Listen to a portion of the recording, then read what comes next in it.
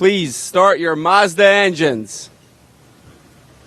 And with that, engines come to life down here on pit lane. 18 young drivers from 14 years of age to about 22 years of age, all with dreams of getting to the Verizon IndyCar Series. It's time to go racing with the Mazda Road to Indy. 3 races today. USF2000, Pro Mazda, and Indy Lights will kick it off with the very first run, USF2000. And our thanks to Rob Howden. He will make his way up to the public address booth. 18 cars, 9 rows. The first rung of the Mazda Road to Indy program. About to set the field away down the front straightaway. Our first race of the day. As we look forward to Kalen Frederick bringing the field to the green flag. Keith Donegan on the outside. Rasmus Lint will start on the inside of row number 2 alongside Dakota Dickerson. Kyle Kirkwood in row 3. Expect a big move from Kyle at the start of this race. Igor Fraga coming from the back of the field to the front yesterday. A wild race yesterday, expecting much the same today. This has been one of the most interesting weekends we've had here at the Honda Indy in quite some time. Jose Sierra at the back of the field. Extremely quick race car. Had issues yesterday. Will be charging from the back of the field. Field making their way through turn number 1 now. They'll begin their formation as they head into turn number 8. Again, 9 rows, 18 cars making up this field. And Kalen Frederick with a fantastic qualification effort yesterday. Alongside Keith Donegan, the voice of this Mazda Road to Indy program. Good hustle up from the grid. Well done. Rob Howden not even out of breath. He's Little early morning sprint. There you go. Right. Well done. So a crazy race yesterday. This entire race weekend has just been a marvel. The storylines, the things that have happened. Looking forward to race number 2 today. It's almost a perfect storm when we come to Toronto. We're in the middle of the season. A lot of these drivers think in championship, maybe trying to battle their way back in, or they want a result to be able to take to their sponsors. And you meld that all in with this track that may be one of the most challenging on the circuit. The transitions from the pavement to the concrete, back to the pavement, the concrete lined walls. No room for error here, Michael. And that's one of the things. We get these young drivers, remember, they're just 14 to maybe 18, 19, 20 years of age. They are so focused, but there's so much pressure on them as well. The formation begins as the Mazda pace car pulls into pit lane. Kalen Frederick has control of the field. 2 by 2. They line up 9 rows. The first rung of this Mazda Road to Indy program, the USF2000 Series. The field begins to enter turn number 11 as they make their way onto the front straightaway. We get set to go racing for the first time today. The USF2000 Series about to go green. Kalen Frederick on the pole. Keith Donegan on the outside. American, an Irishman. Here we go. Green, green, green. Great start already for Frederick. Gets a good jump. Donegan trying to pressure on the side, trying to see if he can't get Rasmus Lint to lift. They're going to go hardcore into turn number 1. This is where the chaos can happen. They've got to give each other room. They've got to respect each other coming out here. Very tough part of the racetrack through turn number 2 now. Here comes that long run down Lakeshore Boulevard into one of the toughest parts of this racetrack, the hard-braking right-hand turn number 3. Big incident there yesterday in Pro Mazda. Will USF2000, will cooler heads prevail? Will they get through? No, a driver locking it up. That's Frederick. The leader locks it up. The leader locked it up. The contact further back, nowhere to go. Jose Sierra at the very back says, okay, I'll back up. Thank you so much. I'll take 1, 2, 3, 4, 5, 6, 7 spots in turn number 1. 7 drivers at least involved there. Everybody up front. Oscar de Lizariaga involved, Colin Kaminsky, Russell McDonough. There's Rasmus Lint trying to find a way by. They're getting him to stop. Another driver involved up there as well. I want to say Kalen Frederick was involved. Taryn Keene involved as well. Was that Keene or was that Keene? I thought that was De La Zuriaga. You're right. So that's the 38 of De La Zuriaga. I don't think there's going to be a lot of damage on Oscar's car. He should be able to get going, but here they come by. Kyle Kirkwood. Unbelievable. How does Kyle Kirkwood go to the lead? He started 5th. Igor Fraga up to 2nd. Daniel Frost in 3rd. The exclusive Autosport drivers get through. The 81 and the 82. Bruno Tomaselli and Kyle Dutel started 15th and 16th.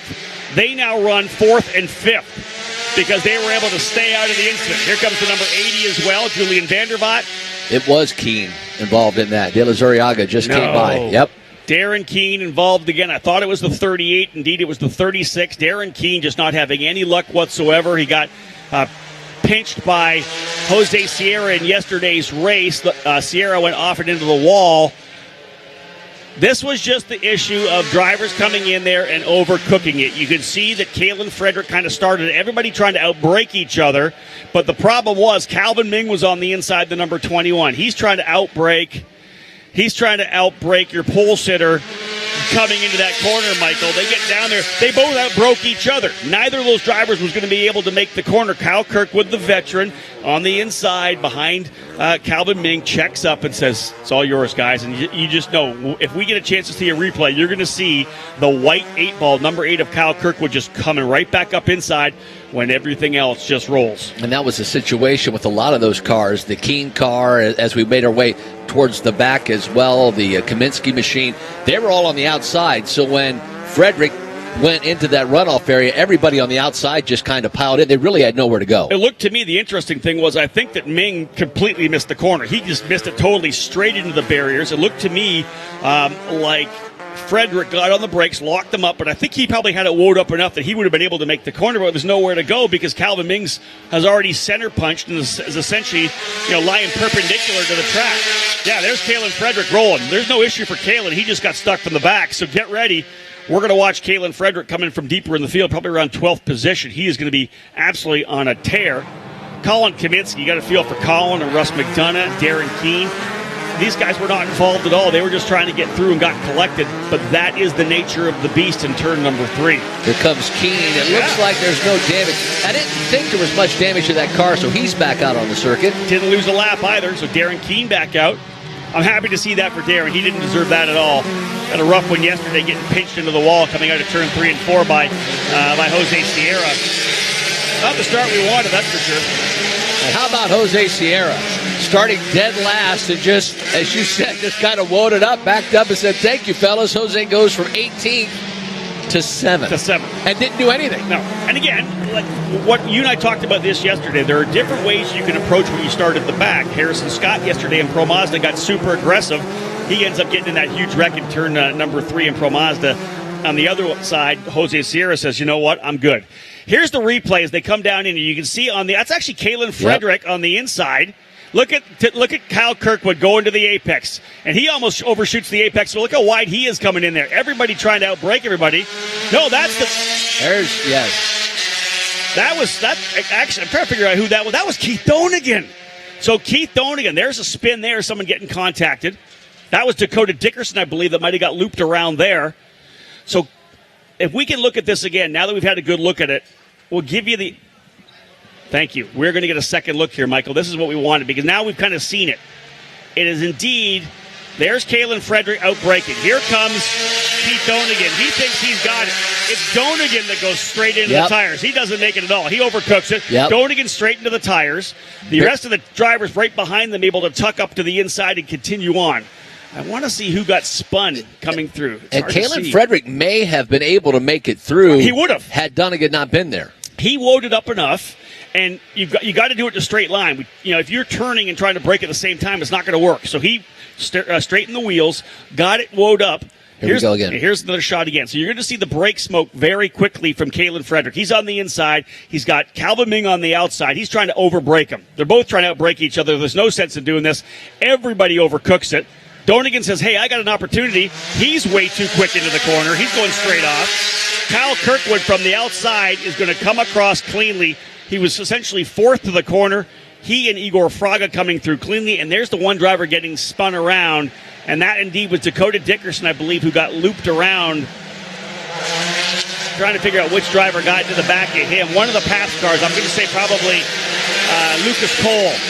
I think Lucas Cole in the 22 getting in the back of Dakota Dickerson. And then as you see, everybody on the outside just piled into each other. We had nowhere to go, with the exception of Jose Sierra. He's like, hey, guys, I'm going to get this thing turned around, and here we go. Well, I'd rather be lucky than good sometimes. And for Sierra, that is the key. Well, He's that far back, right? He gets that run down into turn number 3, gave himself some room to see what was happening. And you can be sure that Jose Sierra coming into the braking zone, they're 500 yards ahead of him coming in first, and he sees the brake smoke. You know he's on the brakes early, saying, hey, I'm going to be good here. I'm going to make up some spots. That was just drivers being over anxious. And you hope with some of these kids, they've got so much experience in karts coming in. They know, you hate to bring the line out, do you not? You can't win the race in the first corner, but you can sure lose it. And the same goes for turn 3 here in Toronto. You make a minor mistake like that, overcook it going in, and this is the issue. You'll knot up a bunch of equipment. So there goes Kalen Frederick. He's taking advantage of this extended yellow to make sure the car is absolutely perfect for him to work his way forward. But hey, you know what? Good opportunity for us here to begin the day with everybody who has come out here to watch the initial events here on Sunday, to give props to the AMR IndyCar safety team, Michael. This is, to have these guys here, they were right there on the incident once it happened. Yesterday we had a massive crash in Pro Mazda. Harrison Scott making contact, tapping the wall, getting into another driver, and launching over Stingray Robb. You saw it on TSN last night. It's been all over social media. That car launching off of Stingray Robb, 15, 20 feet in the air, barrel rolling, coming down. I saw a video this morning, and the video's all obviously going to keep coming out. He's up and over as he lands into the runoff of turn number 3.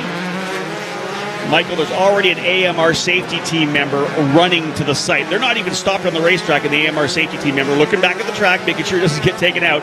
He was there. He was already going before Harrison had stopped sliding on the asphalt. And the key to the AMR safety team, it's the same guys week in and week out, that they are familiar with these race cars. They're familiar with the drivers.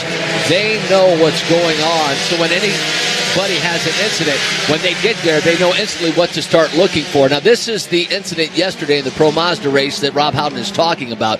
You'll see Harrison Scott hit the wall there. He then goes over Saravalli. Loses his brakes. Look at all 4 corners destroyed, and he just launches right off the rear wing of Stingray Robb. He does a nice 180-degree roll here. He lands on the roll hoop with a scratch on his helmet as well. You can't see the safety team, but look at that. He had so much air. He came down hard, slid all the way into the runoff area. The AMR safety team was already rolling the truck when that last car came through. Like, absolutely tremendous. The level of safety and support that these guys give, not only to the Verizon IndyCar Series, but to everyone on the Mazda road to Indy. That's something you just can't put a price on. And again, to let you know, that incident we just saw was in yesterday's Pro Mazda race. Harrison Scott, okay. They worked diligently till midnight last night and got that car ready to go. There was a lot of guys burning some midnight oil. They were working on the car. Same goes for Parker Thompson. He was involved. The Canadian driver who had won the last 3 USF2000 races here in Toronto came in, started third, got a good jump up into second on the restart. David Malukas getting into the side of him in turn number 1. The damage didn't look that bad, but he had hit the wall hard. It got into the gearbox, a differential. A significant expense for Parker, really a hard hit for his budget. So let's throw the shout out here right now. If you are a businessman who wants to get behind a race car driver, Parker Thompson needs some help if he wants to finish this season. I think we're going to go back to green here this time by Michael. Indeed we are. They're going to line them up single file coming through turns 9. Here they are, the off-camera turn 10 through turn number 11. Kyle Kirkwood, your point leader, getting gifted the front spot. And we're back underway. Green.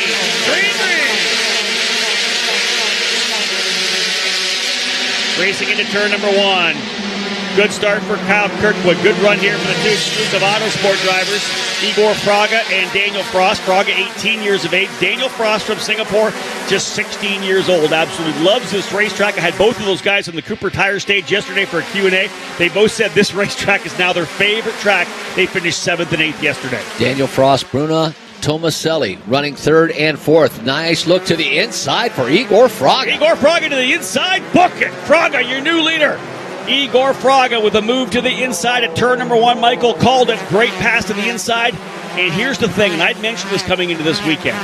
If you get in there and really push Kyle Kirkwood hard, I don't think he's going to race you as aggressively as he needs to. He has the championship pretty much locked up. Yeah, he'd like to win a bunch more races, but there's no need to get involved in an incident, start paying for crash damage when you've essentially got this championship locked up. He's won 7 of the 8 races. Kyle Kirkwood will very likely be in Pro Mazda next year with that $350,000 scholarship from Mazda. He's just got a couple races to stay out of trouble. And I think Kyle just left that bottom lane open, and once Igor got there, he's like, you're right, take it. But I would suspect Kyle's going to try to get back around and win this race. Well, here's what Kyle's going to do. I don't see Kyle Kirkwood pressuring him to pass him. Kyle's going to push, and see if he can't push him into a mistake. Right. There's no need for a low percentage pass here for Kyle Kirkwood. He's done so well this year. Here he is. Now he's going to take a run. Here goes Kirkwood back at it. They'll come back out into turn number 3. They're side by side. I think Kirkwood may clear him on the outside. No, Fraga's going to get him. And a nice move there. Fraga runs a little deeper into the corner. Side by side to 4. Kirkwood's got to give it up. Kyle Kirkwood on the outside was thinking going 2x2 coming through turn number 4. That does not work, Michael. And it's allowed Daniel Frost now to catch Kyle Kirkwood. Kyle almost lost his cool there and went too wide through turn number 4, and that would have been very costly because Igor Fraga made that USF2000 machine very wide. Well, an ideal defense for Igor Fraga. You come down that long straightaway, you've got the inside, it's your apex. You control the exit point as well. He pushed a little wider on the exit. That made sure that Kyle couldn't come around and go side by side with him. So Igor Fraga, the young driver from Brazil, born in Japan, leads the way here for Exclusive Autosport. Kyle Kirkwood for Kane Motorsport runs in second. Exclusive Autosport first and third with Daniel Frost. Bruno Tomaselli in the 4th spot. Kyle Dupel in 5th. 4th and 5th for the two-team Pelfrey drivers. Interesting, though, remember, Exclusive Autosport, they got a pretty good car here for Toronto. They won both races last year here with Parker Thompson. Jose Sierra losing a couple of spots. That last time, actually, it was weird. They had the timing of scoring had him down at 12th and then shot him back up to 6th. Kalen Frederick back to 7th, though. A nice charge for Kalen. Not surprising me whatsoever. Kalen's a very fast driver. He's been good here this weekend. Qualified that number 24 machine on the pole. Of course, the issue on the opening lap. We're just getting rolling here. 8 laps of a scheduled 25, and we still have lots of time to go. So we got a long run here. These drivers will continue to work their way forward. Kirkwood stays on the gearbox of Igor Fraga. Those two drivers trying to stretch away. Almost over 8/10 of a second ahead of Daniel Frost, who has 2 seconds on Bruno Tomaselli. So the lead goes to Igor Fraga out of turn number 11. Kyle Kirkwood, 4/10 of a second behind last time by that car length. Now drops down to 2/10 of a second. Kyle Kirkwood beginning to put the pressure on. Kirkwood's right there. Got a great car, number 8. Again, it's so hard to try to get a driver to back off a little bit, knowing that if you finish second, you're still solid in the championship. He wants to get the win. He wants to keep winning. He wants to put his name in the record books, and he wants to make sure the Verizon IndyCar Series owners say, hey, who's this Kirkwood kid? Who's this young American who's so good? Fraga locking up the right front tire. Now, Michael, you start doing that too many times, and it'll want to start locking up. If you flat spot the tire, every time you roll through there, it wants to grab that flat spot, and it just gets worse and worse. Fraga's got to take care of the brakes. But I'll tell you, Kyle Kirkwood is not done at all going after Igor Fraga. Both drivers, rookies in the series.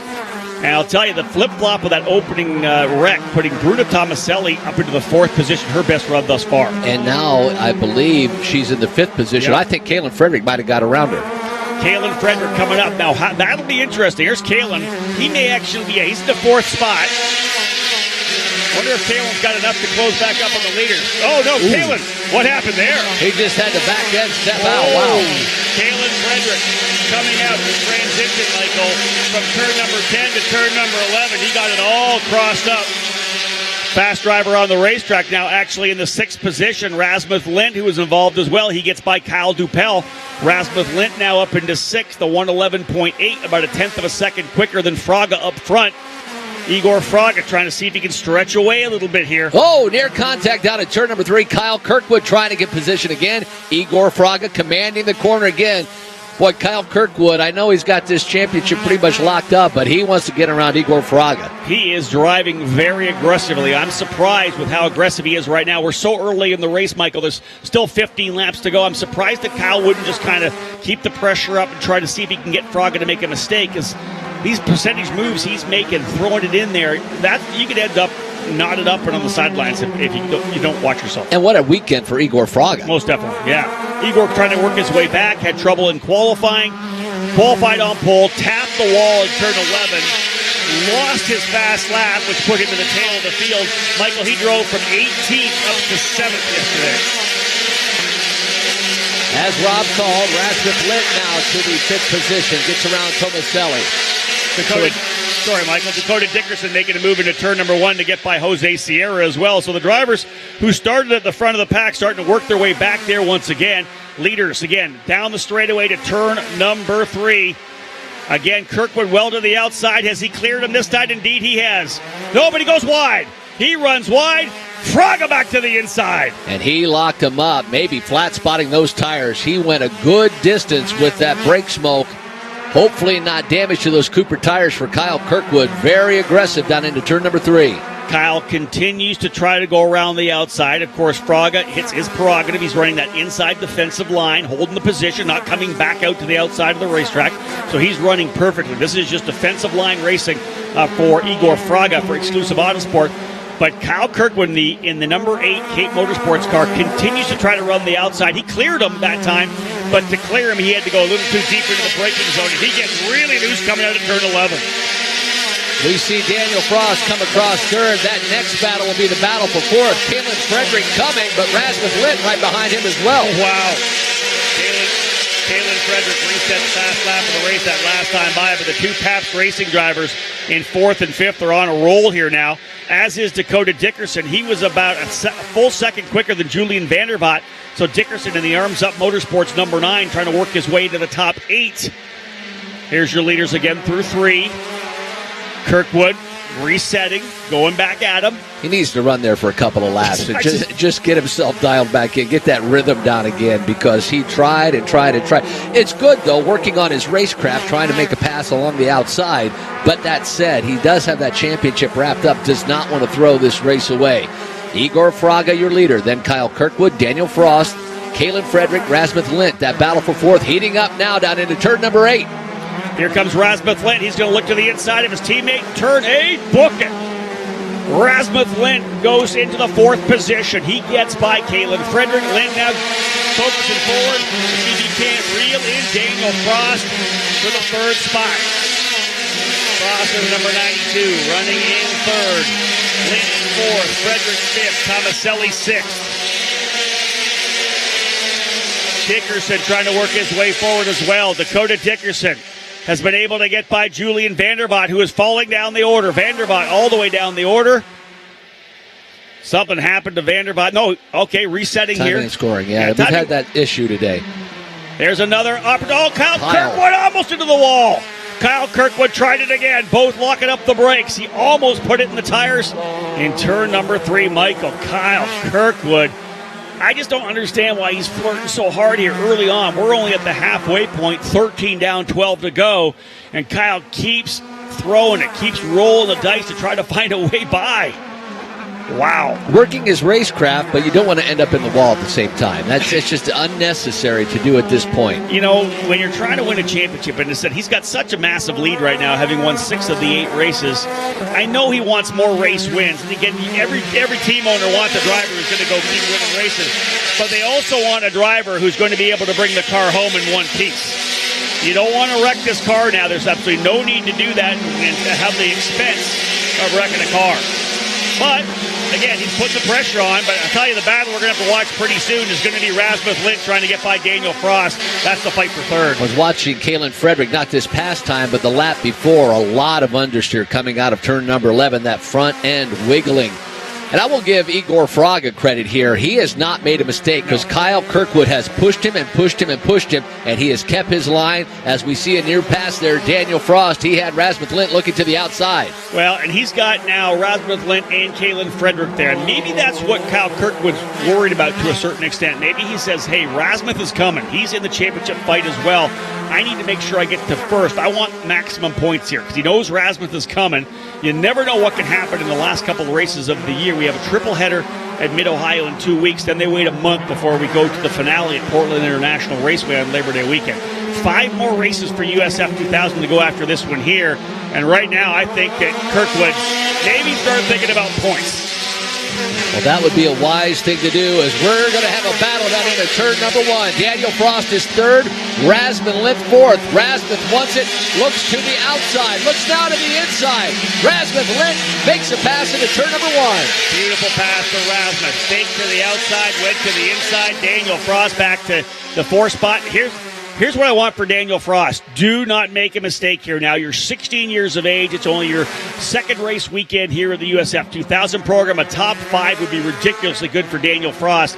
Don't throw it away here. Hold on to the position. He's doing a good job trying to get by Rasmus Lint, but don't make the mistakes. Here's Frederick on the outside. They're 2 wide coming out of 4. 2 wide into turn 5. Frost to the inside, though, and wisely, Frederick thinks better and backs out of it. Boy, Kalen took him 2 wide there through turn number 4. I think he was thinking about going wide at turn number 5. That would have been disastrous. Kalen Frederick, after leading the field down with the pole, overcooked it in turn number 3. Now finds himself in the 5th position, trying to get around Daniel Frost for 4th. 10 laps remaining. Igor Fraga from Brazil continues to lead here for Exclusive Autosport. Kyle Kirkwood for Cape Motorsports runs in second. The past racing drivers of Rasmus Lint and Kalen Frederick now bookending Daniel Frost for 3rd, 4th, and 5th. Julian Vanderwaart having a good run here in the 6th position. Drivers streaming by here, start, finish. Rob, I think Kyle Kirkwood's going to try it again down here in turn number 3. Would not surprise me. Would not surprise me at all. Here they come into 3 once again. Kirkwood, not quite there. Tucks back into the apex. As running very good lap times here now. Those drivers. Whoa! We have a driver off! Contacted turn, potentially turn number 3. Michael, call it. That might have been Kalen Frederick. I think he was trying to go around the outside of Daniel Frost. He might have locked him up and went into the runoff. Runoff area, of course, lots of room. They've got a local yellow showing down in turn number 3. The remainder of the drivers coming through. So a driver off. Michael picked it up in turn 3. That driver able to get righted and continued. Let's see if we can see them coming through turn 5 and 6. Trying to pick them up here. Through 5. Trying to figure out which driver was involved there, Michael. Yeah, indeed, Kalen Frederick. You were right. Using the cameras that are available to us here at Start Finish. Let's watch a replay here, Michael. Coming down here into turn number 3. This is that battle, as you said. Kalen Frederick trying to go to the inside of Daniel Frost. Wow, he is deep on the inside. There's no grip down there either. Locks it up. He almost took out his teammate coming across.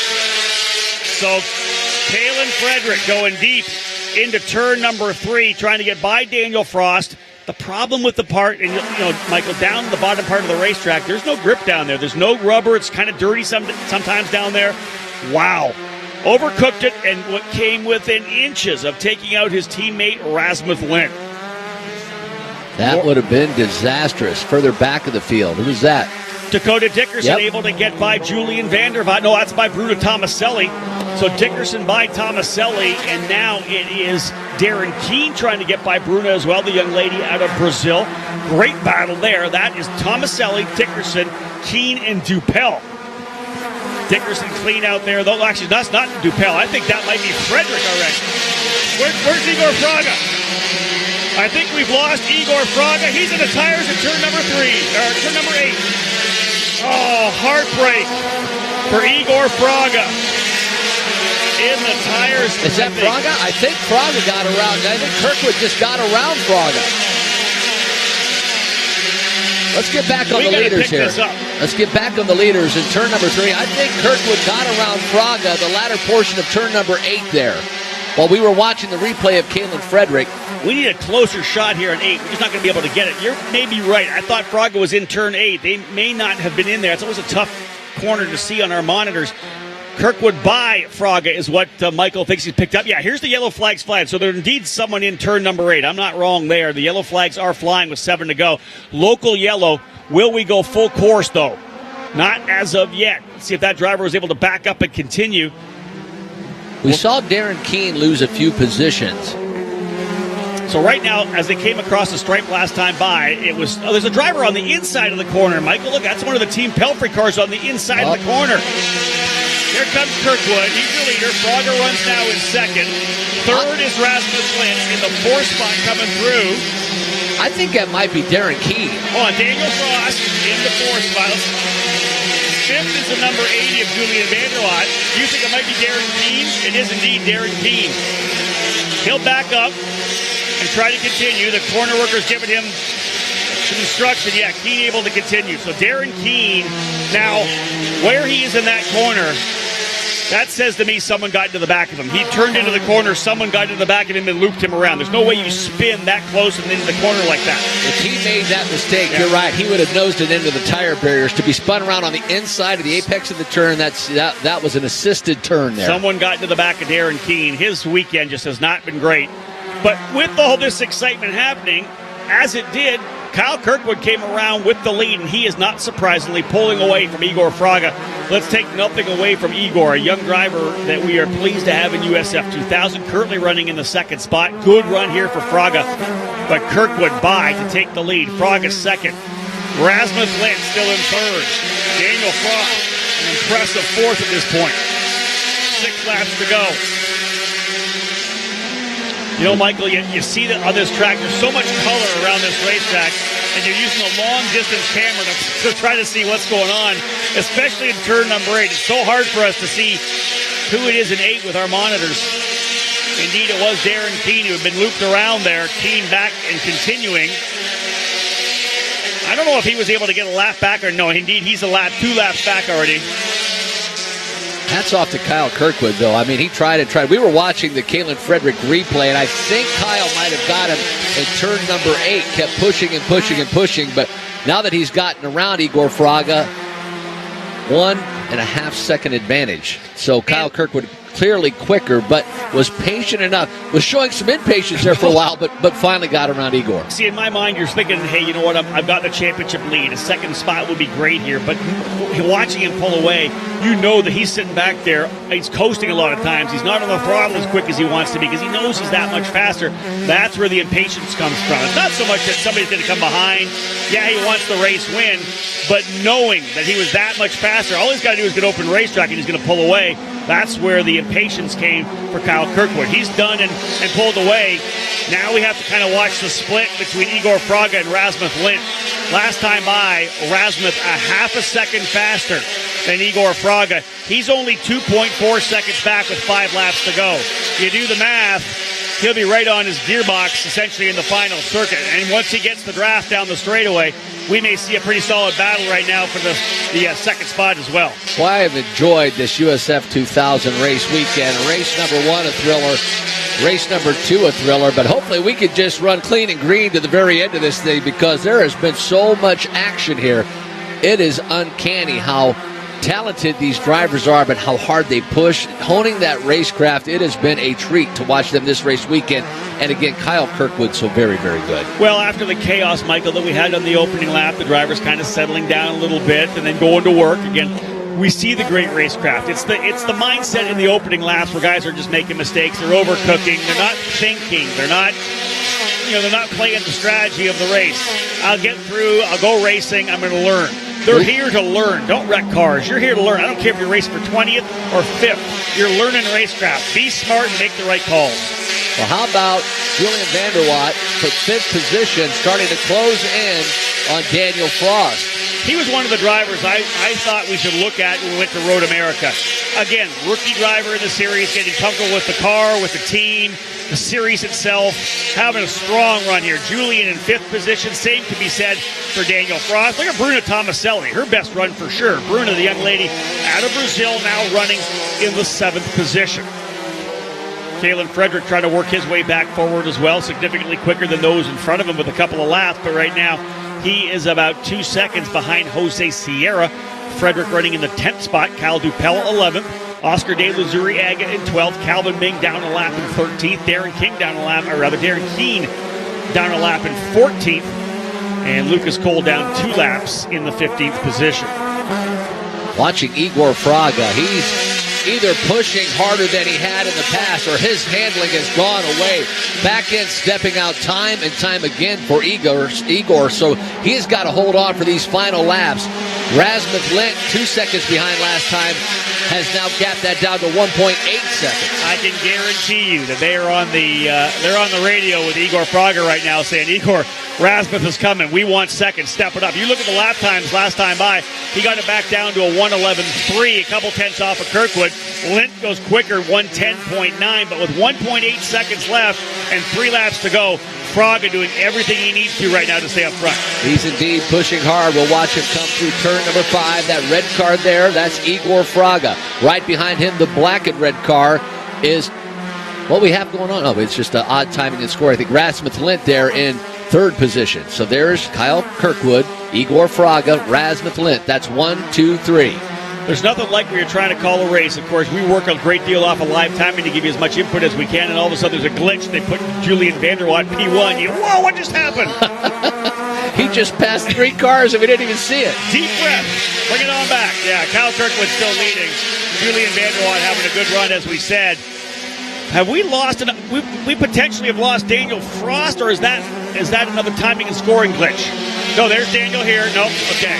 Again, there's a perfect example. They've got Daniel Frost down, and then he bumps back up to 4th spot. So we'll maybe double check before we start jumping on anybody having issues on the racetrack. Yeah, 2 laps to go. One of those situations where you're trying to keep track of everybody, watching the screen, and then you glance back over at timing and scoring, and if they throw a little glitch in there, it'll throw you off for a second. But Kyle Kirkwood indeed in command of this race. Rasmuth Lint trying to catch Igor Fraga for that second position. 1.9, that time by 1.7 seconds the gap. So as you said, Rob, Igor really stepping up the game here in these final laps. Look at this top 5 in terms of the international flavor of this series. Of course, Kyle Kirkwood, the American, Fraga from Brazil, Lint from Sweden, Frost from Singapore, Julian Vanderwatt from South Africa. As he comes onto the front straightaway, I believe the white flag will fly this time by for Kyle Kirkwood. He'll jet in front of us here indeed. White flag being shown here at start-finish. Igor Fraga has done a solid job in maintaining that gap to Rasmuth Lint. Can Daniel Frost hold off Julian Vanderwatt? At this point, he has. Final lap here for USF2000. We got a full brace of Mazda Road to Indy presented by Cooper Tire events for you here today in Toronto. Gorgeous day. Being shown a local yellow coming down into turn number 3. No, a spinning yellow. Yeah. They got a yellow. There's a car in the apex. One of the Pelfrey cars. One of the Pelfrey cars at the apex, the exit apex. Maybe Kyle DePel. See if somebody falls down the order. It's not Vanderwatt. Bruno Tomaselli. Could be Tomaselli. Bruno Tomaselli potentially spinning. There's debris there as well, Michael. That's in turn number 4. Probably leftover from the contact there, the debris tumbling down the racetrack. But final circuit here. No one's going to be passing anybody in turn number... In fact, look, we got local yellow in turn number 5 as well. Here comes Kyle Kirkwood, though, folks. Let's wrap this one up. He put pressure on Igor Fraga all race long, but wow, what a tremendous run. It'll be his 9th win of the season, or 7th rather. Here he comes, winner today in Toronto at USF2000, Kyle Kirkwood. Kirkwood, his 7th victory of the 2018 season. Wow, this kid's been impressive. Igor Fraga, his best career result in 2nd. Rasmuth Lint on the podium in 3rd. Daniel Frost will be pleased with a 4th place. 2 top 5s for exclusive Autosport here today. Dakota Dickerson comes back after that opening lap incident. He pushes hard. Dakota's going to end up in 6th behind Julian Vanderwatt. The fight, of course, in the checkered flag between Sierra, Frederick, and I believe Dupel. Jose Sierra in 7th, Frederick 8th, Cal Dupel coming across the line to finish 9th. And it's a top 10 result for Oscar de la Zuriaga. Calvin Ming 11th, Bruno Tomaselli. Indeed, the driver still stuck over in turn number 3 as the remainder of the cars work around the track. Michael, what we saw there was a fantastic run for Kyle Kirkwood. The American driver putting the pressure on. He knew he had more speed than Igor Fraga.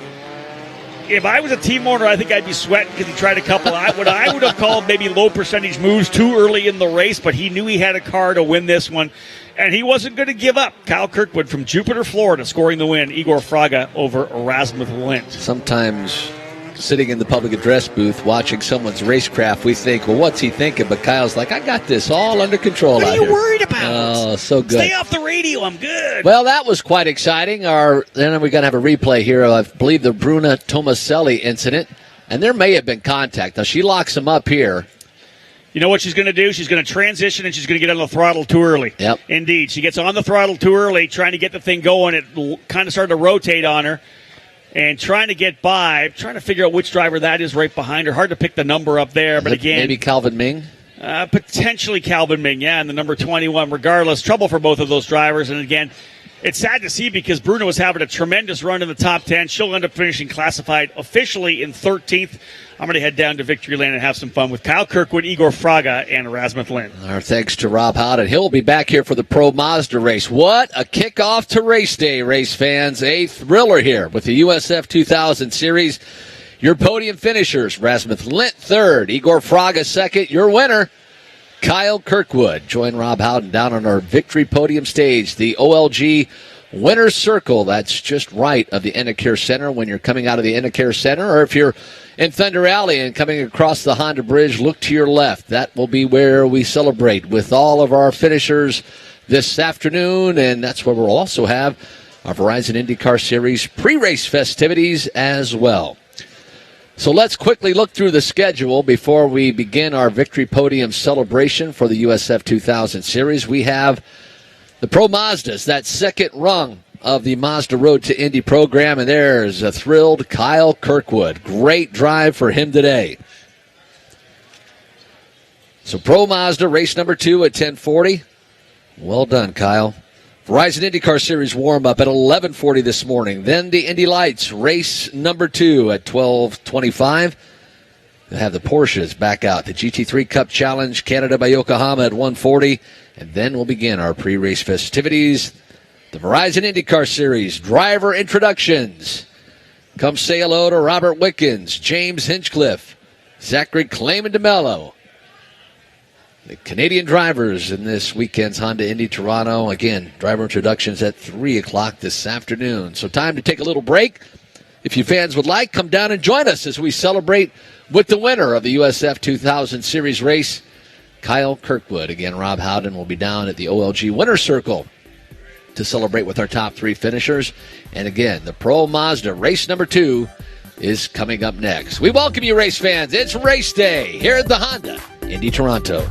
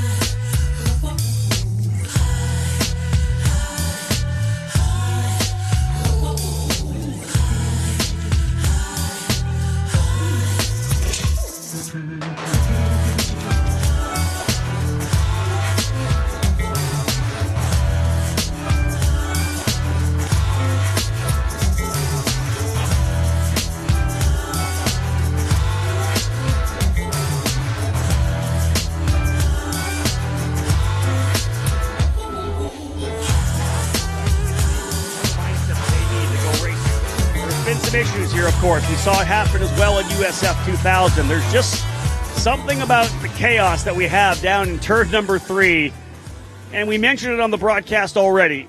It's a combination of the fact that these young drivers are halfway through the season. In fact, we're kind of into the championship run now, where they're thinking about going to the next events. Pro Mazda will have a doubleheader at the Mid-Ohio Sports Car Course in just 2 weeks' time. Then they'll run the Oval at Gateway Motorsports Park in late August.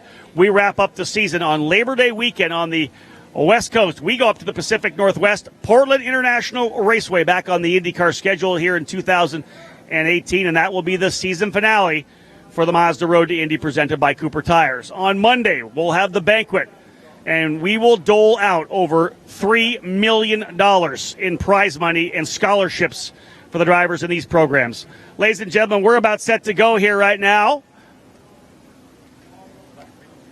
Almost time to fire up these 280 horsepower Mazda power plants. Joining me down here on pit lane to give us the call when we are ready to go. They're still within that last minute. Again, the IndyCar staff bringing a couple of extra cars in. There was some carnage still on the racetrack. One final car being brought in on the hook. But down here to join me on pit lane, Jennifer Blackburn, one of our guests from Cooper Tires. She's going to give the call for these drivers to fire things up down here on pit lane. Once again, Rinus VeeKay looking to go back-to-back like he did at the Grand Prix of St. Petersburg back in March. David Malukas trying to get back on the top of the podium as well. 2 wins for him at Road America. Starting on the inside of row number 2, Robert McGinnis in that Juncos Racing number 9. Winner in USF2000, but has not yet got a victory in Pro Mazda. You know that's in the back of his mind. But all these drivers, second half of the season, they're thinking championship battles. Those have not won yet or may not be in the title fight. They're thinking about trying to get that race win that will impress their sponsors and will maybe turn the eye of an IndyCar Series team owner. They're all looking to try to get to IndyCar one day. These drivers just 2 steps away on the Pro Mazda Championship powered by Mazda. Well, ladies and gentlemen, they put the umbrellas away. The drivers are about set to go. The mechanics are with the cars. We are ready to fire things up. Time for the command to start engines. On behalf of everyone at Cooper Tires, drivers, start your Mazda engines. And yes, engines coming to life down here, Michael Young. 280 horsepower, 14 drivers set to go. Watch the pole sitter, number 2, Rinus VeeKay. But keep your eye on the back of the grid for number 90, the Canadian, the point leader, Parker Thompson. Well, if yesterday, and thank you, Rob Howden, is any indication of the thrilling action we are about to see, this one's even going to be more exciting, a barn burner, if you will. Jonathan Thomas, guest of Cooper Tire, in the flag stand, will be our honorary starter for this, the second race of the the Pro Mazda Series. Rinus VeeKay in fine form yesterday. And what a story for Harrison Scott. Contact with Antonio Serravalle. Began a jump, and then he leaped over the Stingray Rob car. Barrel rolled into the tire barrier upside down.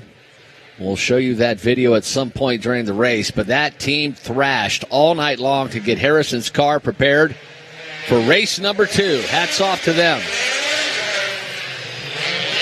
Field is away. Expecting another thriller today. The second rung of the Mazda Road to Indy ladder. The Pro Mazda Series. Carlos Cunha away. Nikita Listowskian away. And the remainder of the field making their way onto the front straightaway. Rinus VeeKay and David Malukas again yesterday. Boy, Parker Thompson really getting after it as he's warming up those Cooper tires.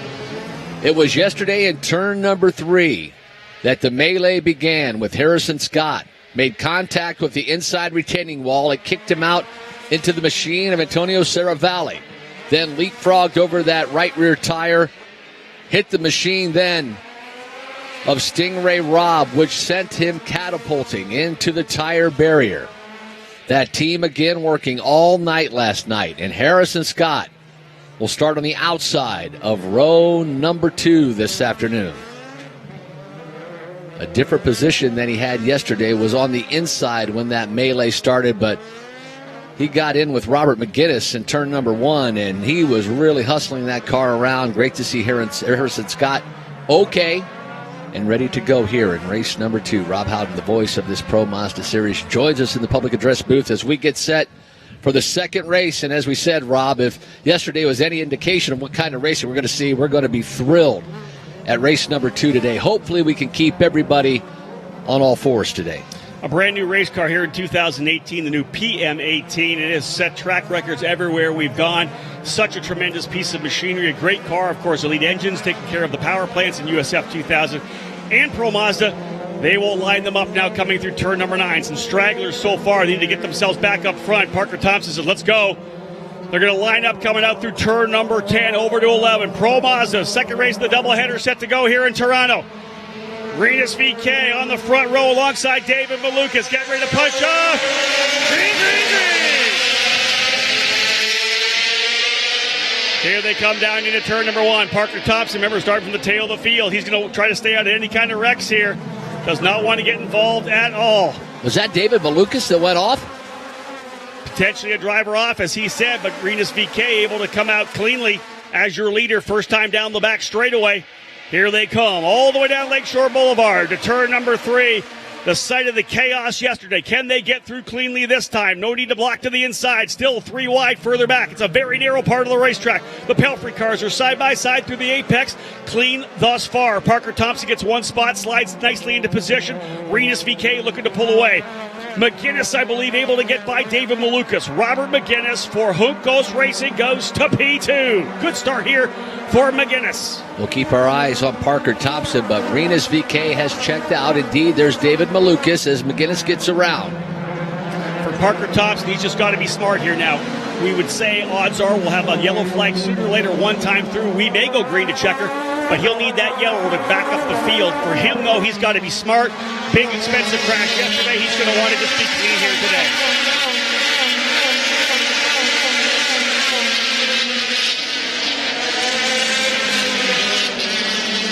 Parker Thompson, first lap up into the 10th position. That's exactly what he wanted to do. A couple of clean passes. Now he can go to work, getting himself working forward. The car we saw going off at turn 1 was Harrison Scott. Scott looked up and saw a car. It was Harrison Scott who's off. So after yesterday's incident, he was really pushing and just locked him up going into turn 1 and went into the runoff. Potential contact for second. Oh, there's a driver overcooking. That's Nikita Listoshkin. He overcooks it going in to turn number 3. He's able to continue, but the almost contact was again between McGinnis and David Malukas. They are racing very aggressively. Remember, Malukas got into Parker Thompson yesterday on the restart. He got some lost a couple of points for unsportsmanlike driving. He's going to watch himself here right now because race officials will be all over David Malukas right now, making sure he races clean. Renus VK starting to check out that battle really for third. David Malukas and Oliver Askew. Here the field coming out of turn number 11. McGinnis back then stepping out. There's Malukas and Askew. So for Harrison Scott, for that team to do all that work and for him to throw that away so early in the race at turn number 1. Well, you wonder what happened. He didn't come back on, Michael. We haven't seen any yellows. I don't know if he's off the racetrack or not. If we can see a replay of the start, it'd be awesome. But at this point, what could have happened was a mechanical, because when you work like that, you work all night long to put a car back together after that kind of damage. It takes just one wire, just one clip, one thing that needs to be exactly right, and it's not connected. You lose power, whatever it may be. That's, of course, the issue. Now, back onto the racetrack, what about Robert McGinnis, remember, was able to get by David Malukas, but he has stacked them up behind him in a big way. Parker Thompson now running in 9th. He's kind of at the very tail end of that, looking to try to close up on Raul Guzman now. But then again, it's McGinnis, Malukas, Askew, Cunha, Robb, Gutierrez, Guzman, and Thompson all essentially running together. We're going to go 2 wide through turn number 9. These guys are laying it down here, 9, 10, and 11. I believe Guzman gets by Gutierrez. Oh, here's a huge wreck. Big contact. Huge wreck up front. Big wreck for that's Guzman. Raul Guzman. That car is in half here at the start-finish line. He is right in front of us here. Unbelievable. Right in front of us here in the booth. Raul Guzman. Contact. They came out of turn 11, Michael. That was a part of this racetrack we knew that was tough. I just said that they were trying to go too wide coming through turns 9 and 10. It's so hard here. The cars are right on the absolute ragged edge as it is. Guzman's still on the car at this point. That thing is broken in half right at the engine and the gearbox. Raul moving his head around nicely. Here comes the AMR safety team. They'll get to him very quickly. Again, the AMR safety team on the scene to check out what's going on here. The crew already here with Raul Guzman. We're waiting for the steering wheel to come up, and that's what we wanted to see. The steering wheel off. Guzman trying to unbuckle right now. Man, a collective breath being let out by everyone here trackside. Of course, everybody is part of RP Motorsports. He's out of the car, ladies and gentlemen, indeed. A round of applause here, Michael Young, for Raul Guzman. Kind of assessing the damage. Got a little bit of a limp there. Not surprising when you hit that hard. I'm trying to figure out who else was involved. Parker Thompson was able to get through. It's unbelievable. He's able to get through to 7th. It was right around the Chris Wright, Nikita Listoshkin. It was where Guzman was running. He was further up. That's right, you're right. He was in front of Parker Thompson. And he was trying to close up. I want to say that potentially he just probably lost it. If you look at the contact of that car, we can see the clutch. That's how far this car is broken across in front of us. It has split it right at the gearbox and the engine. It happened really early at the exit of turn number 11. There's a Toronto Star banner there, and usually we see those bits of contact happen a little later in that turn, the back end stepping out and cracking the back of that car in half. Michael, look at both the right front and the right rear rather. Both of those rims, he has hit it so hard that it's kind of peeled metal off and shaved the metal off the side of those tires. So you got to expect he just came out of there, probably hammered the right rear, it shot back over, and then of course the force is continuing in the circular motion as he comes onto the front straight. Look how far he rolled down here in terms of that thing spinning all the way down towards right in front of us here up in the suites in our PA booth. Anytime you see an incident like this, of course, the AMR safety team being on the site so quickly, making sure he's fine. And then you see the steering wheel come out, the driver start to unbuckle. That's when everybody can kind of take that deep breath, because that was a pretty hard hit coming out of turn number 11. And he was favoring that right leg when he got out, and obviously that hard contact with the right side of that car would make perfect sense, but crazy amount of damage to the rear of that machine. Cracked that car in half. It has been a long time since I've seen that type of damage on a car on a street circuit to the extent that car is broken in half. Just exactly the perfect angle when he hit there hard. The car probably stepping out on him a little bit, hammered the right rear, brought the right front back around. Raul was able to walk again into the AMR IndyCar response vehicle. They'll take him to IndyCar Medical to make sure everything's fine. But again, to watch him walk, even favoring that right leg, the bit of a limp, that is, of course, good news for everybody either here trackside or watching on any of the outlets, including roadtoindy.tv. Let's reset where we are here, Michael, because this is key. Rinus VeeKay had a pretty solid lead at that point. That evaporates pretty quickly. Robert McGinnis ends up in second. David Malukas in the third spot. Stingray Robb in fourth. Oliver Askew in fifth. Carlos Cunha now in sixth. Parker Thompson up into seventh position. Nikita Listoshkin runs in eighth. Chris Wright in ninth. Antonio Saravalli in 10th. Charles Finelli 11th. Drivers out of the race thus far. Andres Gutierrez not shown actually out of the race yet. Of course, Guzman and Scott, those are the two RP Motorsport Racing entries. Yesterday was a rough one for Exclusive Autosport. They finished at the tail of the field after incidents. This one, a very, very tough one for Raul Guzman and Harrison Scott in RP Motorsports Racing. That's for a team that worked all night last night to get Harrison Scott back on the racetrack for whatever happened on the opening lap. That is a disappointment for sure. All we saw on Harrison Scott, the start of that race, was the brake smoke as he locked him up. He was on the outside of row number 2, and as the rest of the field made that turn into turn number 1, he ran into the runoff area underneath the Prince's Gate. And you wonder about that. He didn't have a chance to get onto the racetrack for even one lap to feel the car after that incident. They put it back together. We already did see the one time the replay of that incident yesterday, and after the initial impact, when he was going up and over Stingray Robb in turn 3, when he eventually did barrel roll the car, all four corners were already hanging off the thing.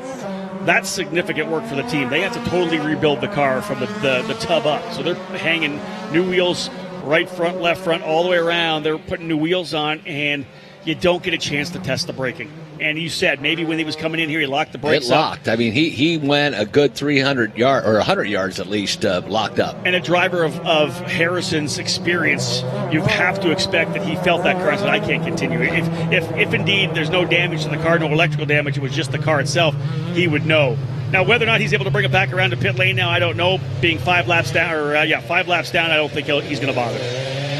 So at the point of contact for Raul Guzman, the car slid about 150 yards, began to spew fluid all over the racetrack.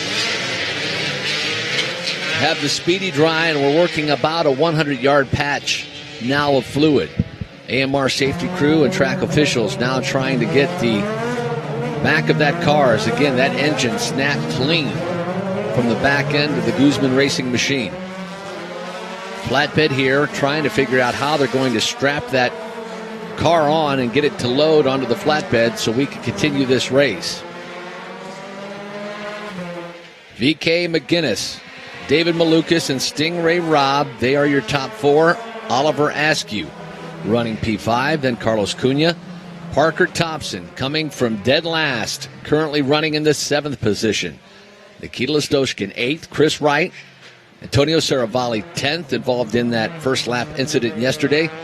Charles Finelli 11th. Andres Gutierrez out of this event. So is Raul Guzman, the reason for this caution. Harrison Scott with the incident on the opening lap in turn number 1, locking up the brakes, running under the Princess Gate. He is being scored as finished for the day. So, Michael, if we look at the scoreboard for the wall versus cars, I think we're at 4-0. Yeah, the walls are winning. The wall is winning 4-0. It always does, but yeah, we've had a number of drivers that have been into that wall coming out of turn 11. It's almost an off-camber corner as well. Remember, these are city streets any weekend, but this one here in Toronto. So when they come through turn 9, they're in the right hand, or 10 rather, they're totally off-camber to the right. Or the left. They come back over to that left-hander. They go off-camber to the right. The car just wants to come around on that off-camber corner. It wants to swap ends. And the rear end wants to come back to the right. And if you're not very careful, if you've not set up perfectly, and if you're not really smooth with your throttle input, rolling on the power, it'll power slide out. You'll get that oversteer on power. All it takes is a little bit, you're into the wall. We see what happened to Raul Guzman. Now, Michael, the issue here, this isn't an easy cleanup. You know, they got the speedy dry out. They're cleaning up all the oil that came out from the engine and the gearbox area. But this thing's split in half, so they're essentially having to tie the whole thing together. They're looping around the rear suspension. They've got it through the roll hoop, which we use to normally just balance the car on just the one hook. But with this car split in half as it is, the AMR safety crew having to rely on some of the experience that they've had from years past, knowing how to essentially get this thing up. You know what? We always talk about the fact that you and I really aren't math majors. We don't do the numbers very well. And people wonder, I'm not going to use geometry. When would I ever use algebra? You're going to need it right now. Probably right here. Yeah. Okay, how do we triangulate this? We've got 4 of the AMR safety crew down there, and they're all discussing, I think, how best to get this lifted off the track. And those 4 minds far more powerful than Rob Haldeman ours. Yes, no doubt about that. We still have 30 minutes to go here. A long way left in this race for the drivers in this Pro Mazda Championship, and gives us an opportunity to talk a little bit about the championship battle in itself.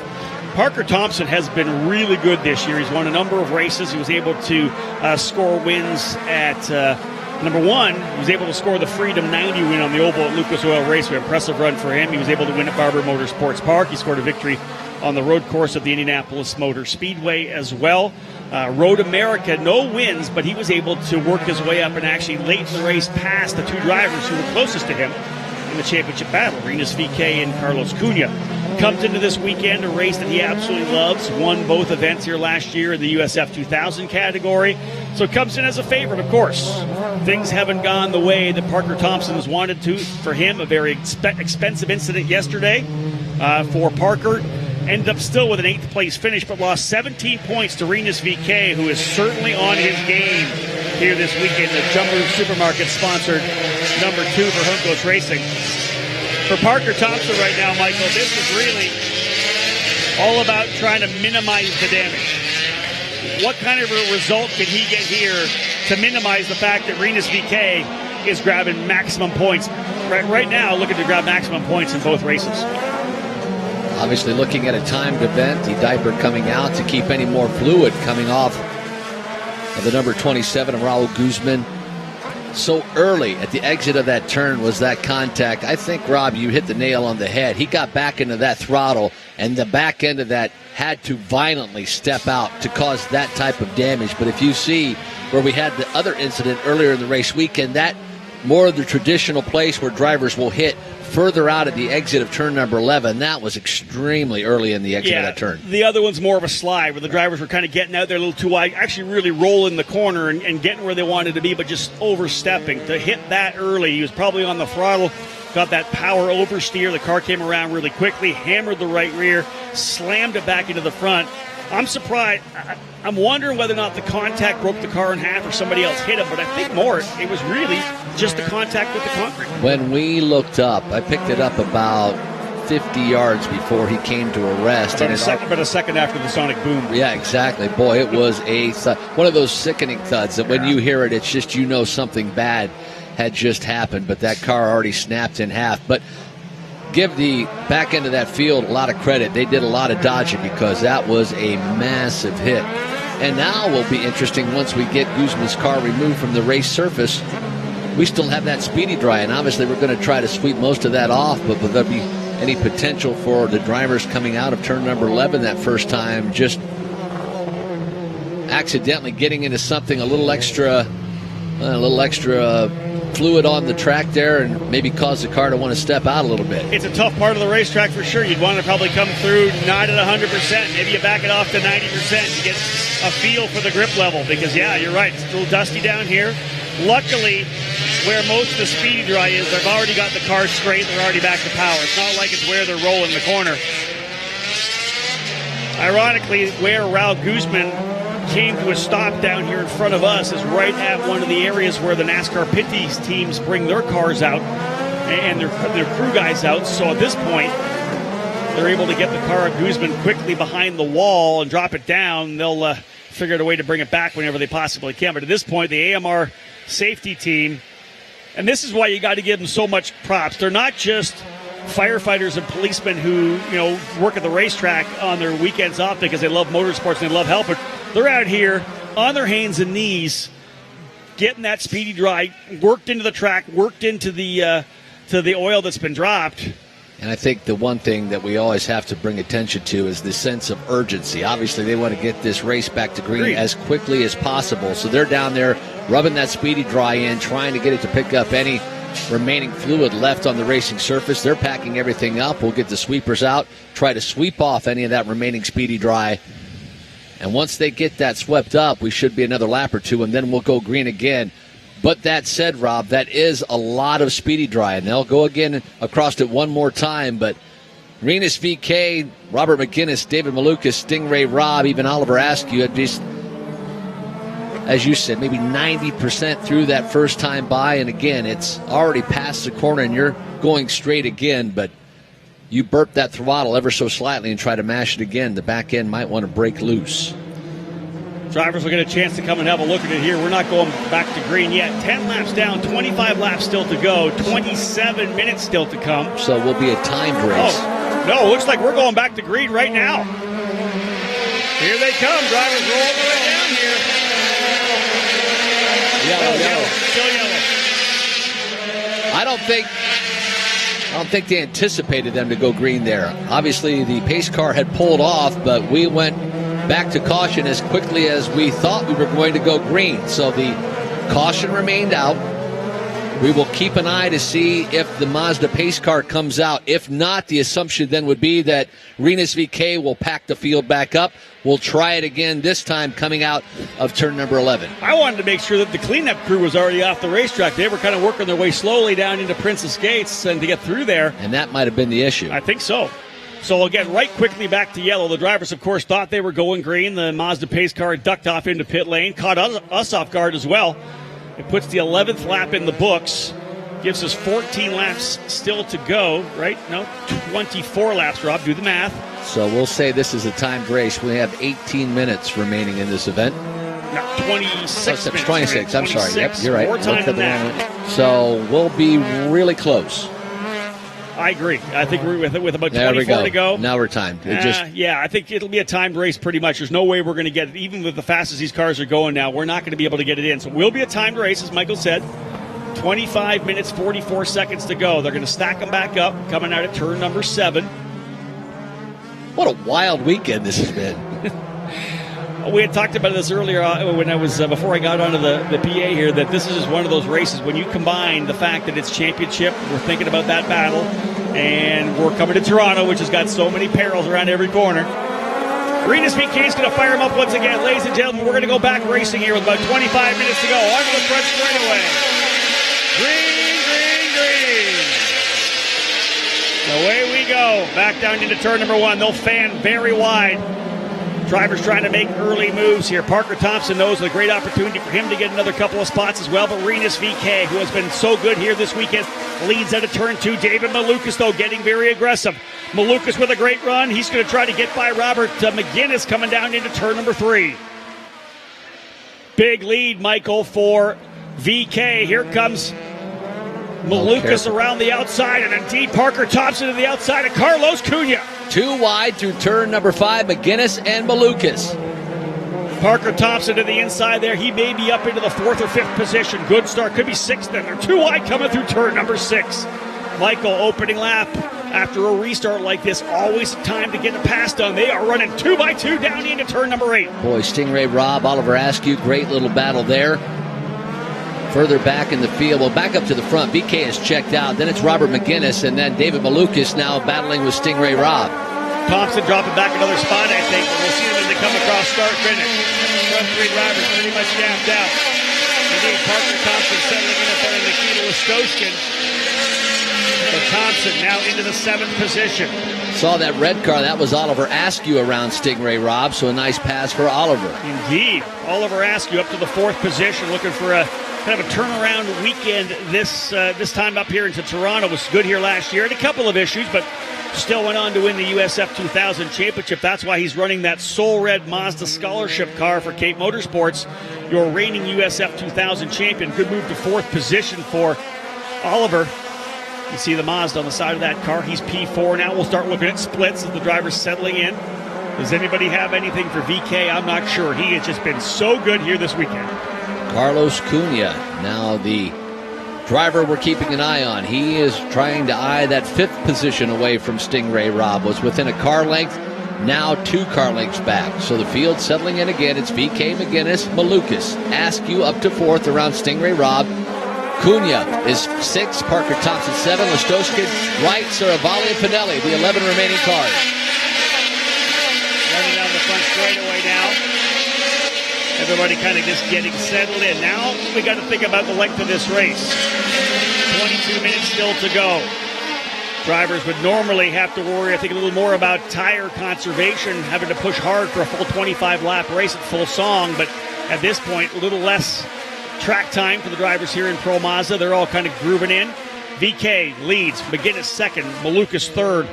Askew in the 4th spot. Stingray Robb in 5th. Carlos Cunha in 6th. Parker Thompson now runs in 7th. Nikita Listoshkin in 8th. Chris Wright 9th. And Antonio Saravalli rounding out your top 10. Boy, Malukas all over the rear wing of Robert McGinnis. Wants that 2nd position as they battle through turn number 6.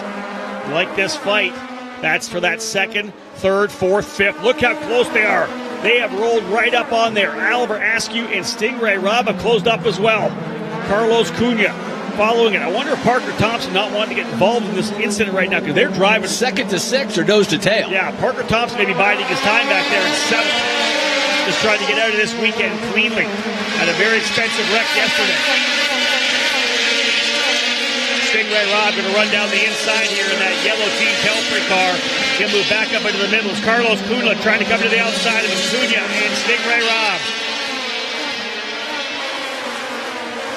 Again, some pretty chaotic racing here from about 4th, actually 3rd back, but even 2nd involved as well, because we were thinking about watching a battle here between Malukas and McGinnis. They'll go side by side again into turn number 3. Oliver Askew, there's contact there. Someone overcooked it going into turn number 3. That might have been between Parker Thompson and Stingray Robb. I think Stingray losing another spot. Listoshkin tried to grab it as well from him. I think that was Parker Thompson taking that deep braking move, overtaking, grabbing a hold of the apex and running it a little further into the corner to make sure that Robb couldn't run him up the hill. Indeed, Listoshkin might as well, so count Stingray Robb back into, I believe, the 8th position. Rinus VeeKay, your leader, 4-second advantage.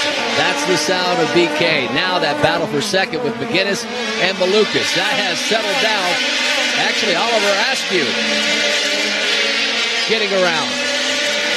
That's a big gap between first and second. 5.4 seconds, the advantage for Rinus VeeKay, who has been absolutely dominant here this weekend on the streets of Toronto. He knew coming in that he needed to have a big weekend to fight his way back into the championship, and he has done exactly that.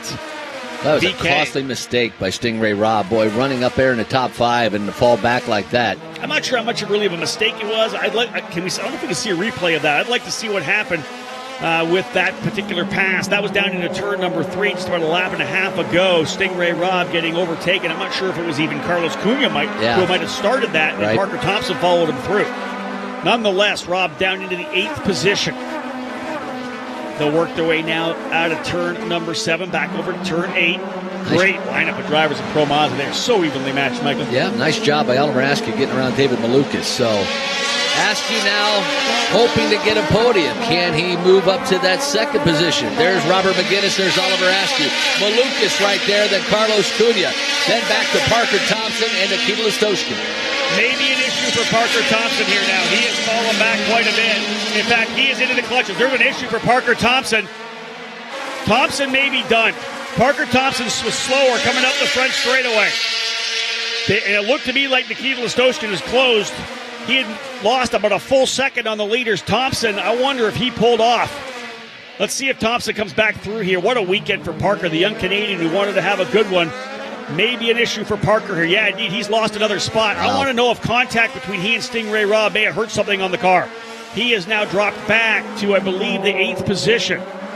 So Parker Thompson this weekend just going in the absolute wrong direction for the young Canadian from Red Deer, Alberta, Canada. A horrible wreck yesterday. Damage, more internal damage is where the funding, where the expense came on the bill at the end of the weekend. But right now, potentially that contact with Stingray Robb may send him to pit lane. And after sweeping the weekend here in Toronto last year, just has been the exact opposite type of weekend this year. See if Thompson's still on the racetrack coming out here. No, that's his teammate. Yeah. He's into the pit lane. Yeah, he's on pit lane. Parker Thompson heading to pit lane in the number 90 machine. The point leader coming in. He'll still have the point lead heading to the Mid-Ohio Sports Car course. But that really big gap that he had developed, that comfortable cushion, has all but evaporated here on the streets of Toronto. You know, glancing up and seeing that incident as well, Parker was right there with Stingray Robb, and Stingray had fallen back as Parker went wide there into turn number 3. I do wonder if there might have been potential contact there. It looked to me when we saw it briefly, they got the camera quickly over to it, and all we saw was a couple drivers potentially together. You know, that these cars are designed to absorb that impact through the suspension. You want the suspension to bend. You don't want it to break the chassis or the tub itself. We'll see if Parker Thompson going to come back out onto the racetrack. Indeed, he will. Parker back out to turn some more laps. He probably just had to look over the car. Maybe he felt something. Parker back out in the, I believe, 11th position. Yep. 11th for Parker on a lap back. Parker's going to be hoping for some instant from other drivers, and he's going to see if he can't reel in Charles Finelli for one more position. So Thompson back onto the racetrack, but it's a 6.4 second lead for Rinus VeeKay over his teammate, Robert McGinnis. McGinnis, though, getting chased big time. Here's a move to the inside again. That is Malukas. Oliver Askew to the inside. Oh, yeah. No, that's Malukas. That's into the inside of Malukas. That's a battle back and forth because Malukas had the spot last time by. Look at Carlos Cunha right there, ready to pick up the crumbs. That is the fight. I think that was for second. I think Askew got around McGinnis. We're going to watch this. They're closing up on Parker Thompson as well. I assume he'll let them by when he gets a chance to. In fact, he'll run off into the runoff area here in turn 8. We'll come back onto the racetrack to make sure they're able to come through cleanly. Indeed he does. Parker just trying to stay on track. And I think Askew got around McGinnis. I really do. Boom, you are correct. What a day for Oliver Askew. He goes into second. He's by McGinnis, who now has to get worked over by David Malukas. Parker Thompson will let both Carlos Cunha and Nikita Listowski and Stingray Robb by once again. Just going to try to knock out laps here for Parker Thompson to see if, wait it out, see if somebody else gets together and move up a couple of spots. Not a bad call strategy-wise in terms of the championship, but VK out to a great lead. Look at this battle further back. David Malukas trying to get by Robert McGinnis. Yeah, Lucas went on the outside of McGinnis trying to get around. That allows Carlos Cunha to close that gap right there. That is the battle for third, fourth, and fifth. McGinnis has got the elbows up. He's in full defense mode. Drove the inside into turn number 5, and that's going to rob him of exit speed. Here comes Malukas again to the outside. Tried the outside move in turn number 8. It's not going to work, but remember, McGinnis tucked to the inside. Look at Malukas. It's like an inside-out move. Here goes Cunha to the inside of Malukas. Cunha to the inside in turn number 9. How about 10? Can't quite get it done. Michael. They're aware they're not allowed to pass, or they're not supposed to try to pass there. That is not a passing zone at all. Third, fourth, and fifth. These guys are hanging it out. Carlos Cunha almost capitalizing on the move to the inside of turn number 9. Starting that 9, 10, 11 complex. Thought better of it. You're on the outside of an off-camber corner. Not the easiest way to get around. He tucks in back behind, puts himself on the gearbox of Malukas, and we'll go back at it again. It might happen in the past. I don't think I've ever seen them go too wide through 9, 10, and 11. Not 10. Not 10. No way. Off-camera corner, you're going to find yourself in the wall for sure. This is a great battle, though. McGinnis in the number 9, Malukas in the 79, and Cunha in the number 1. The two Juncos Racing drivers sandwiching David Malukas from BN Racing. And look at McGinnis is on such full defense mode. He's just driving the bottom of the racetrack. Malukas sooner or later. And remember, though, Malukas got into it with Parker Thompson. He ran afoul of the race director yesterday. Got a good talking to and actually lost some points in the championship. He's got to mind his P's and Q's right now. And that hamstrings him trying to go for a pass because he knows he's got to do it. It can't be low percentage. Well, hats off to Oliver Askew. I think one of his best races of the year. Once he got around McGinnis, he checked out. Most definitely. Oliver needed a race like this. And he has worked his way into second. He's got a 4.5-second lead over Robert McGinnis, who is stacking him up behind him. McGinnis continues to run that inside line. You're going to wait for Malukas to throw it to the very bottom here pretty soon as he's going to get aggressive. Carlos Cunha just waiting to pick up the pieces. There's no doubt about that in my mind. Parker Thompson still circulating, hoping for an issue with one of these other drivers to see if he can't grab at least 1 or 2 more spots after contact. We still have 12 minutes to go, I believe. 13 minutes remaining in this race. Well, David Malukas, the meat in that Unco sandwich. McGinnis third, Malukas fourth, Cunha fifth. They exit turn number 11 in just a mere moment or so. And that gap, about a car length between each of the second, or should say third, fourth, and fifth running machines. Michael, we were scheduled for a 35-lap race. We're probably looking more at around, with 12 minutes to go, maybe around 30 to 32 laps, I think. Not going to quite get the full distance here. That's why we give it a time limit. But, man, we have a battle here for the final rung on the podium. Robert McGinnis is absolutely full defense mode, trying to hold off Malukas. They'll come down again into turn number 3. Malukas keeps trying to the outside position. Can't get it to stick, but again, all it takes, Michael, is him to push him one time where he cooks the tires. Oh, here we go. Malukas tried to the inside of turn number 5. Couldn't get it done. Cunha might have got a run on him the inside of 6. No. Not quite enough, but I'll tell you, David Malukas, he's being blocked crazy. It's some big defensive moves. It's legal. He's running a defensive line. He's not running an illegal line. He's not blocking, but he's defending aggressively with those low lines. When you defend and you run that inside line, you sacrifice the exit speed. You're not able to get the same big wide entry. You're not able to hold the same amount of speed. The problem for David Malukas is he's got to worry about Carlos Cunha. Because if Cunha's not there, he's going really wide and getting a big run through.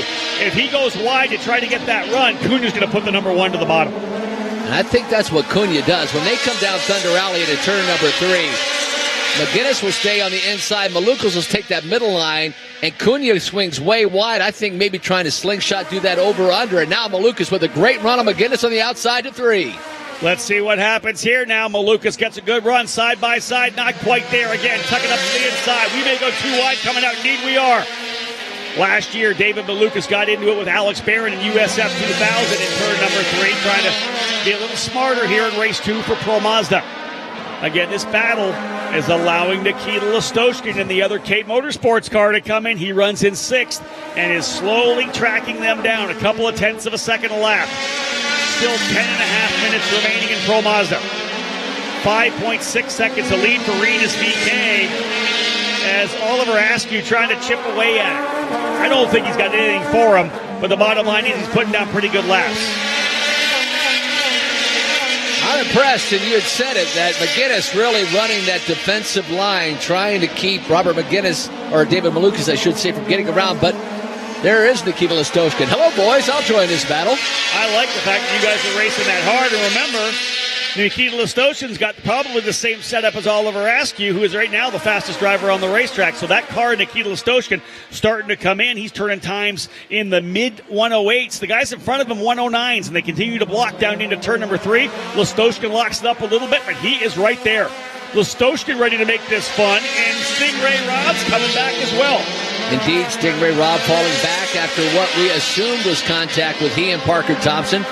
So it's McGinnis, then Malukas, Cunha, and now Nikita Listoshkin. Nikita Listoshkin joining that battle, although he about 4 car lengths back. Cunha's kind of settled back in a little bit. He was trying to battle with them, and he gets a great run coming out of turn number 8, does Carlos Cunha. Looks to the inside, now the outside. And now Nikita Listoshkin getting a good run out of turn number 10. It's going to be 4 cars near nose to tail out of turn 11. Wow, what a race we're having here at the end of Pro Mazda. This is all the battle for the final step on the podium, Michael. That's the key here now. These guys are all scrapping it out to see who the last guy is. We already know, well, as it stands, that Rinus VeeKay and Oliver Askew holding pretty solidly on to first and second. But third place most definitely up for grabs. 4 drivers involved in the fight here now.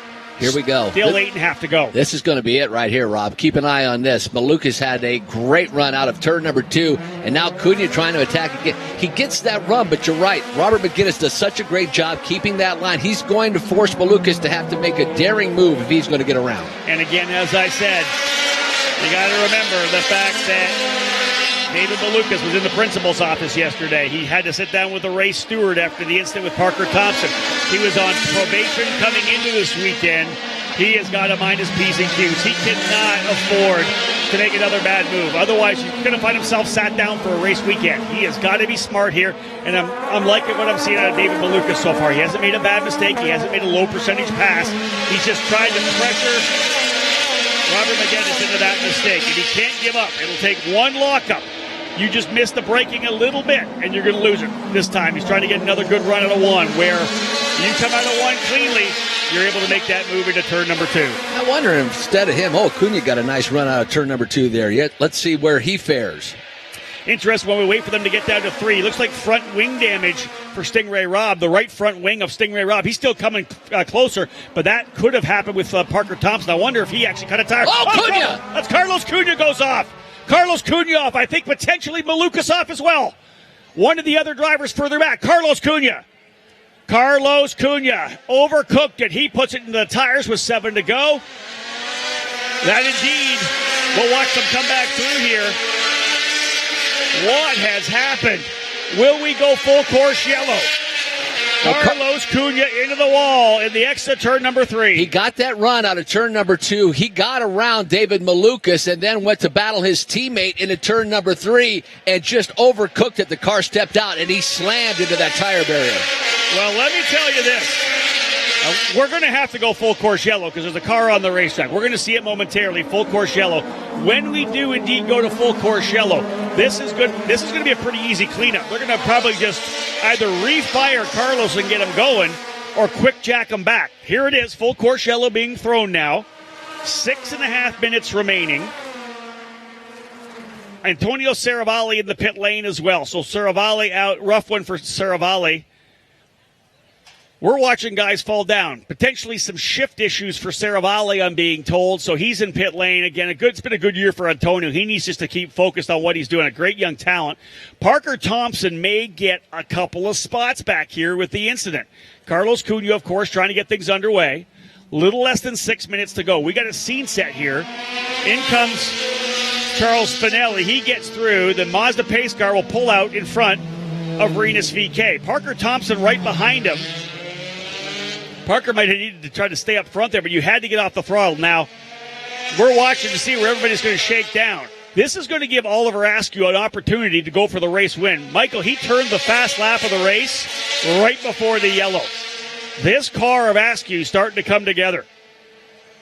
And indeed was David Malukas that overcooked it into turn number 1 as well.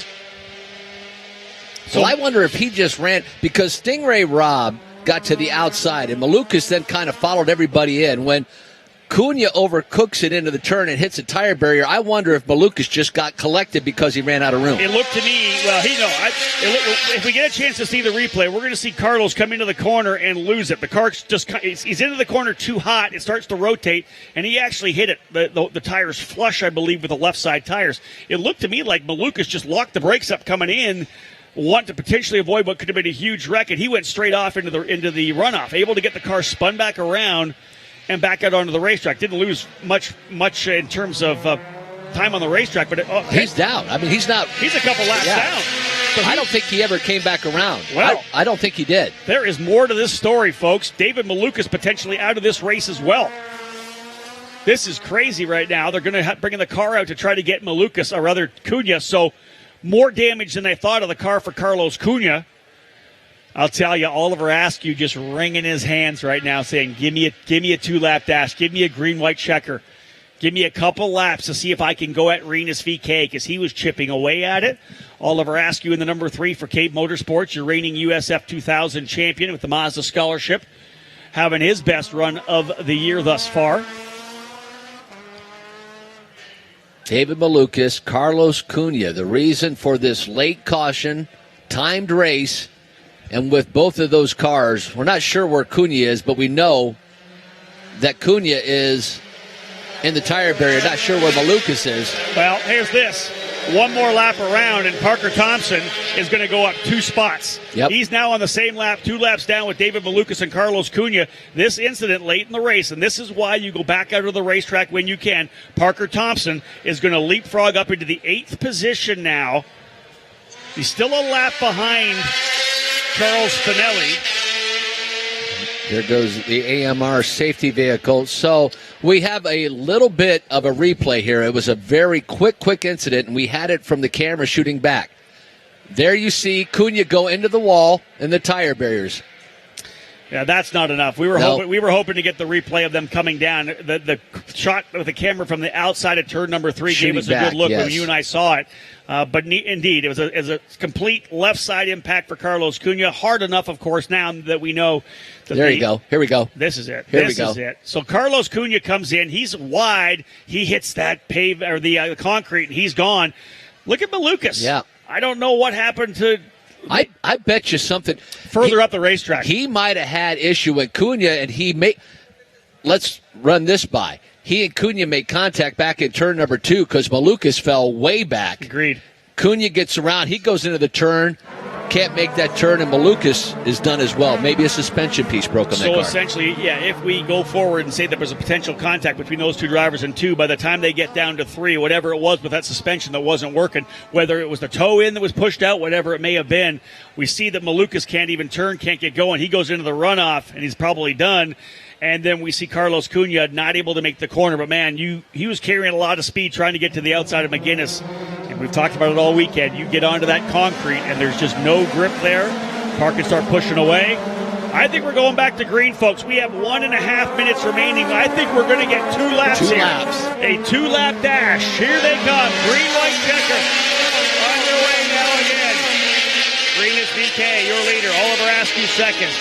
3rd is McGuinness. 4th, Listoshkin. 5th is Robb. 6th is Chris Wright. 7th is Finelli. 8th is Parker Thompson. Thompson 2 laps down from the lead group. He's just hanging around here now, hoping somebody else gets involved in this particular incident. But here we come. Down the straightaway. Does Oliver Askew have anything for Rinus VeeKay? He's with them by a couple of lengths, so he's not letting them pull away at all. Could be a battle still for third spot between McGinnis and Listoshkin. Nikita Listoshkin has tried to make a move on the inside of Robert McGinnis, and they are nose to tail. So that battle for third, the one really shaping up, the front end of Listoshkin's car wiggles ever so slightly at the exit of turn number 5. Field now through turn number 7. Rinus VeeKay, 3 car lengths back, Oliver Askew. Then that battle with McGinnis and Listoshkin. Heading into turn number 8, they'll see the white flag, we believe, this time by 35 seconds remaining, so I would expect the white flag will fly. And look at this, Oliver Askew all over the gearbox of Rinus VeeKay. He's there. We got a battle for the lead. Oliver Askew needs to get a good run down the straightaway. Stay in the slipstream. White flag will fly here at start finish. Paul Blevins giving him the white. Rinus VeeKay trying to put in a magic lap here to hold off Oliver Askew. Robert McGinnis doing a good job to grab third, but it'll be this run down the straightaway. Michael, we'll see if Oliver Askew can take a bid for the race win. VeeKay a 2 car length, now 3 car length advantage over Oliver Askew. A great drive for Askew. He started 6th in this race, now trying to go for the win. A little bit of lockup for Rinus VeeKay. Now down to 1 car length as they work their way through turn 5. Oliver Askew closes right up. A lockup into turn number 3 for VeeKay. Here comes Oliver Askew. Can he get a good run? Better run through turn number 6. It's the last passing opportunity. Deep on the brakes into the bumpy turn number 8. Here comes Askew. He's right there. VeeKay going to defend to the inside. You can be no doubt about that. He's clean through turn 8. Final run. Not a way to pass coming through here. Askew will look for it, but it'll be back-to-back jacks here, ladies and gentlemen, in Toronto. The Dutch star Rinus VeeKay out of the final corner, and he holds off Askew. Rinus VeeKay for Hook Coast Racing, the winner on the streets of Toronto. Back-to-back race wins for Rinus VeeKay, as he will take 2 victories to add the points and to close the lead in the title battle significantly over Parker Thompson. Thompson gaining 2 spots on the final circuit, brings the car home clean in one piece after yesterday's expensive wreck for Parker Thompson. An 8th, not the worst thing in the world. He'll drop another 17 points. But all total, Michael, Parker Thompson drops 34 points this weekend to Rinus VeeKay. The championship is on in Pro Mazda. What in the world did we just see? I don't know. What a wild race weekend. Not only in the USF2000 races, but this has been one of the most thrilling, wild, crazy, outlandish weekends I've seen in Pro Mazda, maybe ever. There's so much talent in this field. We got the battle there. Robert McGinnis was obviously holding everybody up in third. Carlos Cunha, David Malukas trying to show the patience, the poise to be able to make that pass. Remember, they had to sit down with the race director when we got here on Thursday because it's been a little crazy in Pro Mazda over the last couple races. Same with USF2000. The race director sitting down, Tony Cotman, saying, guys, you've got to learn some respect out there. It didn't translate into good racing yesterday. It was even worse, but I think they probably got even sterner talking to, of course, David Malukas in the penalty box, as I said before, getting some penalty points yesterday. Tough one for David because he ran very strongly that entire race. Well, our thanks to Rob Howden. A great job, as always. His day will continue. We've got the warm-up session for the Verizon IndyCar Series coming up, as well as the Indy Lights' second race of the weekend.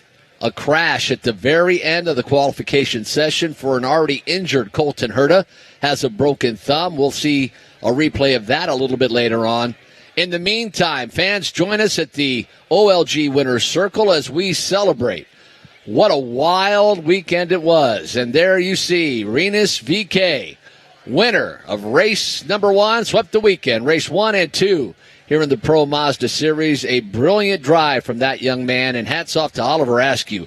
Great run for him as well. Robert McGinnis will finish off the podium as he comes home third this morning. So the celebrations coming up momentarily. Race fans, go grab yourself something to eat, something to drink. Stretch those legs. You are in for a treat today. We welcome you. It's race day here at the Honda Indy Toronto.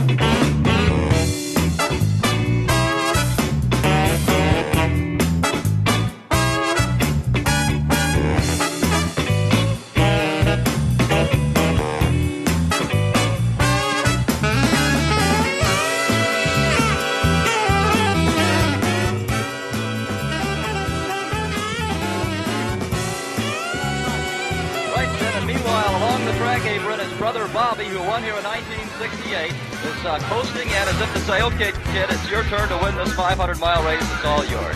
I'm Lou Palmer. We're here.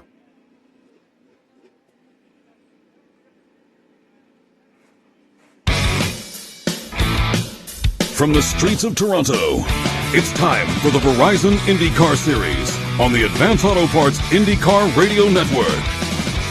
We hope it's the relative calm before the storm. What's the storm? The Honda Indy Toronto. We're not talking about rain like we had to deal with yesterday.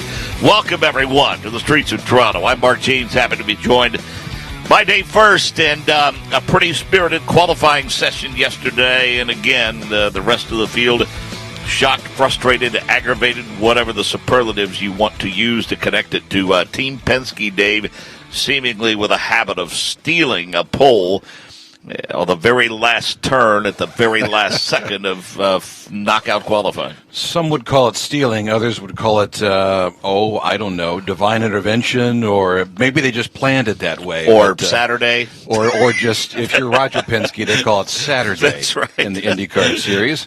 But Joseph Newgarden, for the fourth time this season, sixth time in his career, and how good of another campaign is Joseph putting together, but came home with the pole position after a disjointed qualify, certainly in that first group when they went out in the wet, started off in the wet tires, then went back to the alternate reds. But that's why you see some guys towards the back, namely Sebastian Bourdais, who had and he'll admit it, an awful qualifying session in that first group. And then there are some others further back as well. Ed Jones brought out the red flag, so he's going to start 21st. Bourdais will start 17th.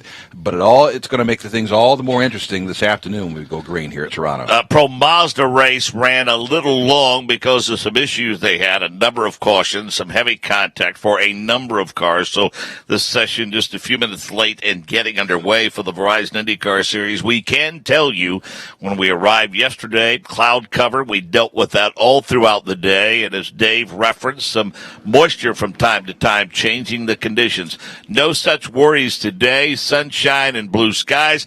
Some cloud cover here and there, but Tony Laporta, who joins us from Pit Road, tells us it's a warm, sunny day here in Toronto. Yeah, guys, I'm right here at Pit Out staring at Will Power and Joseph Newgarden's cars. They've just fired the engines down here on pit lane. And if you look straight up above me, it's clear blue sky here in downtown Toronto. You can see the flags. Our wind is coming right at the drivers down the front straightaway. But then if you do look a little bit over to the far side where the pit lane begins, you see the clouds beginning to come on over.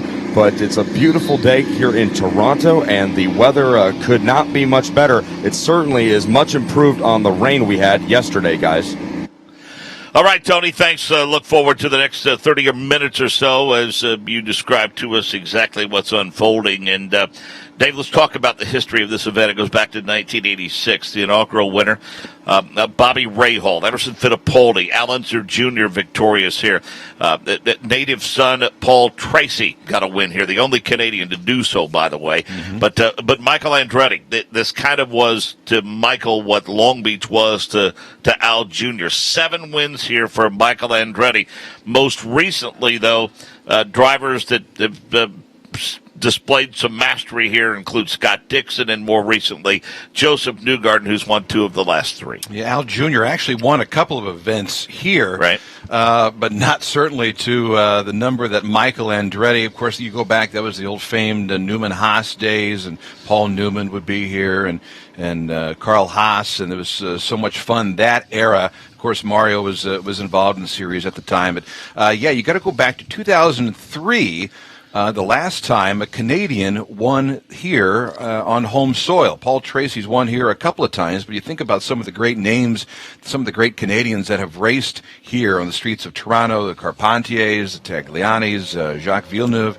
It's interesting that only one Canadian has so far found victory lane. There's a couple of good ones that are going to race here today. Talk about the battle for the points championship. Joseph Newgarden finds himself 33 back. Rossi 41 back of Scott Dixon. Ryan Hunter-Reay 52. Will Power 53. I would look at Robert Wickens and Graham Rahal that both 107 back. Say that their chances of a championship are slowly but surely slipping away. If you look inside the numbers a little further, I think this is why they find themselves 107 points back, Dave. Wickens has 8 top 10 finishes. Graham has 10 top 10 finishes. Neither one of them have a win. At least not yet. I mean, we've talked all season long. We got to know Robert Wickens very early this season when he went out and won pole at the season opening event on the streets of St. Pete. And we're like, uh-oh. I think that kind of showed everyone in the paddock that Robert Wickens, they call him a rookie. Certainly when it comes to experience, he is much more than that. 29 years old, had a great run in the Touring Series overseas, had a Formula Renault championship. This guy knows how to drive. And it's not a matter of if he's going to pick up a W in the Verizon IndyCar Series. It's more of a matter of when he does it. Don't be surprised if Robert Wickens wins one before this season is said and done. But Graham Rahal, yeah, he's struggled a little bit. When he's had good races, it's been pretty good. When he's had bad races, it's been pretty bad. And that's why you see Graham Rahal back in 7th this season. 6 top 10s, I believe, in 2016 for this driver. Then that number went up last year, almost, it didn't quite double, obviously, but a win late in the season at Watkins Glen. I think what Robert Wickens is doing somewhat mirrors Alexander Rossi's first couple of go-rounds in the Verizon IndyCar Series. Coming close. Yeah. I mean, let's take the Indianapolis 500 out of the equation. I know he won it well in terms for purposes of conversation. Yeah. But Alexander Rossi built it, and then at Watkins Glen a year ago, I think he finally arrived as a consistent contender week in and week out, and it looks like Robert Wickens may be following a similar path. I would agree with you about Alexander Rossi last year at Watkins Glen. I'll take it a step further, though, and I think it really began here at Toronto when he picked up a podium, finishing second exactly a year ago here on the streets of Toronto. And I think that kind of began the surge that continued at Watkins Glen. I mean, you go back last year at Watkins Glen, you couldn't ask for a more dominating weekend than that Napa Auto Parts Honda had. And so all of a sudden, that kind of put that stake in the ground, saying, here comes Alexander Rossi, and he has been very, very good ever since. Again, a holding pattern because the Pro Mazda race ran a little long, some incidents to clean up, some oil dry laid down, and we're still awaiting the green flag on this final warm-up session for the Verizon IndyCar Series. Interesting to note, the silly season conversation ramped up a bit as it looks like the green flag is ready to fly. The course is now open for practice. And Dave, once McLaren made the announcement that they won't be here in 2019 anyway, all of the silly season chatter kind of quieted, maybe ramped up a little bit when the decision was made to take Gabby Chavez out of the 88 car and Connor Daly in. But by and large, it's interesting, Dave. Silly season discussion right now for the Verizon IndyCar Series seems to be centered around the schedule for 2019, not drivers changing places. It's interesting. We hear that Harding Racing may be expanding. Looks like they will expand to a 2-car effort next season. But you're exactly right. More talk right now about the 2019 schedule. The folks at Laguna Seca have they posted out on Twitter saying there will be an announcement Tuesday in just a couple of days that they will have an IndyCar race. Well, the question then becomes what happens to the folks at Sonoma. Is the Laguna race in addition to the Sonoma race? What happens to Texas Motor Speedway? A lot of discussion about maybe a track down in Austin, Texas, Circuit of the Americas down there. COTA is what they call it. So it's going to be interesting to see how it shakes out over the next couple of months. But I think it's going to be an interesting schedule. The fact that we're going back to Laguna Seca, you think about all the history of the corkscrew, the history of that track, that should be a lot of fun in 2019. Yeah, I think however it settles out, sounds to me like we'll have a few new stickers to put on the old suitcases these days in terms of destinations. Do they still do that? Visiting that we haven't before for sure. And so it'll be interesting to watch that unfold. But typically, or to the point, in the season now, in the IndyCar Series, year in and year out, where you start kind of posing the question to drivers, okay, what do you have locked down for 2019? And I mean, nearest I can tell with most of the drivers in the series right now, everyone seems to be in pretty good shape in that regard. I don't know. We might see some expansion of some current teams. We might see a few new teams combined with existing teams, but that you'll have a new driver, whoever wins the Indy Lights Championship. But outside of that, I don't anticipate a ton of movement the off-season driver-wise. Do you? We've heard, no, I would agree with that. We've heard that maybe Ray Hall Letterman Lanigan Racing might be expanding to a third team next year. But I think you're right. And it was interesting. It was a couple of weeks ago, and I think it was already kind of known, but Larry Foyt made it known again because some questions arose about what the ABC supply guys might look like in 2019, and he's put his foot down and said it's going to be the exact same drivers. Tony Kanaan, Matthias Lace will be back in 2019, a 2-year deal for both of those guys. So it's pretty much, it's good for the folks at Sparco and the driver fire suits. They don't have to change it around too much in 2019. So now, what this statement by ABC Supply and AJ Foyt said, clearly what this says is not only are they committed for the foreseeable future to the development of Matthias Lace, but I think it sends a message that they want Tony Kanaan to be a big part of that developmental process for Matthias Lace. You're good friends with Tony Kanaan. He's your driver analyst at the ABC affiliate in Indianapolis, RTV6. Yeah. It has been with you for a number of years now. Is Tony comfortable with that? He seems to be. Oh, very much so. Very much so. And he has said so much on the air that he feels like he's been given carte blanche by AJ Foyt, super text, that however long you want to drive with this team, you are welcome to do so. So, yeah, it's a 2-year contract, but I think Tony's thinking longer term than that. As we see James Hinchcliffe,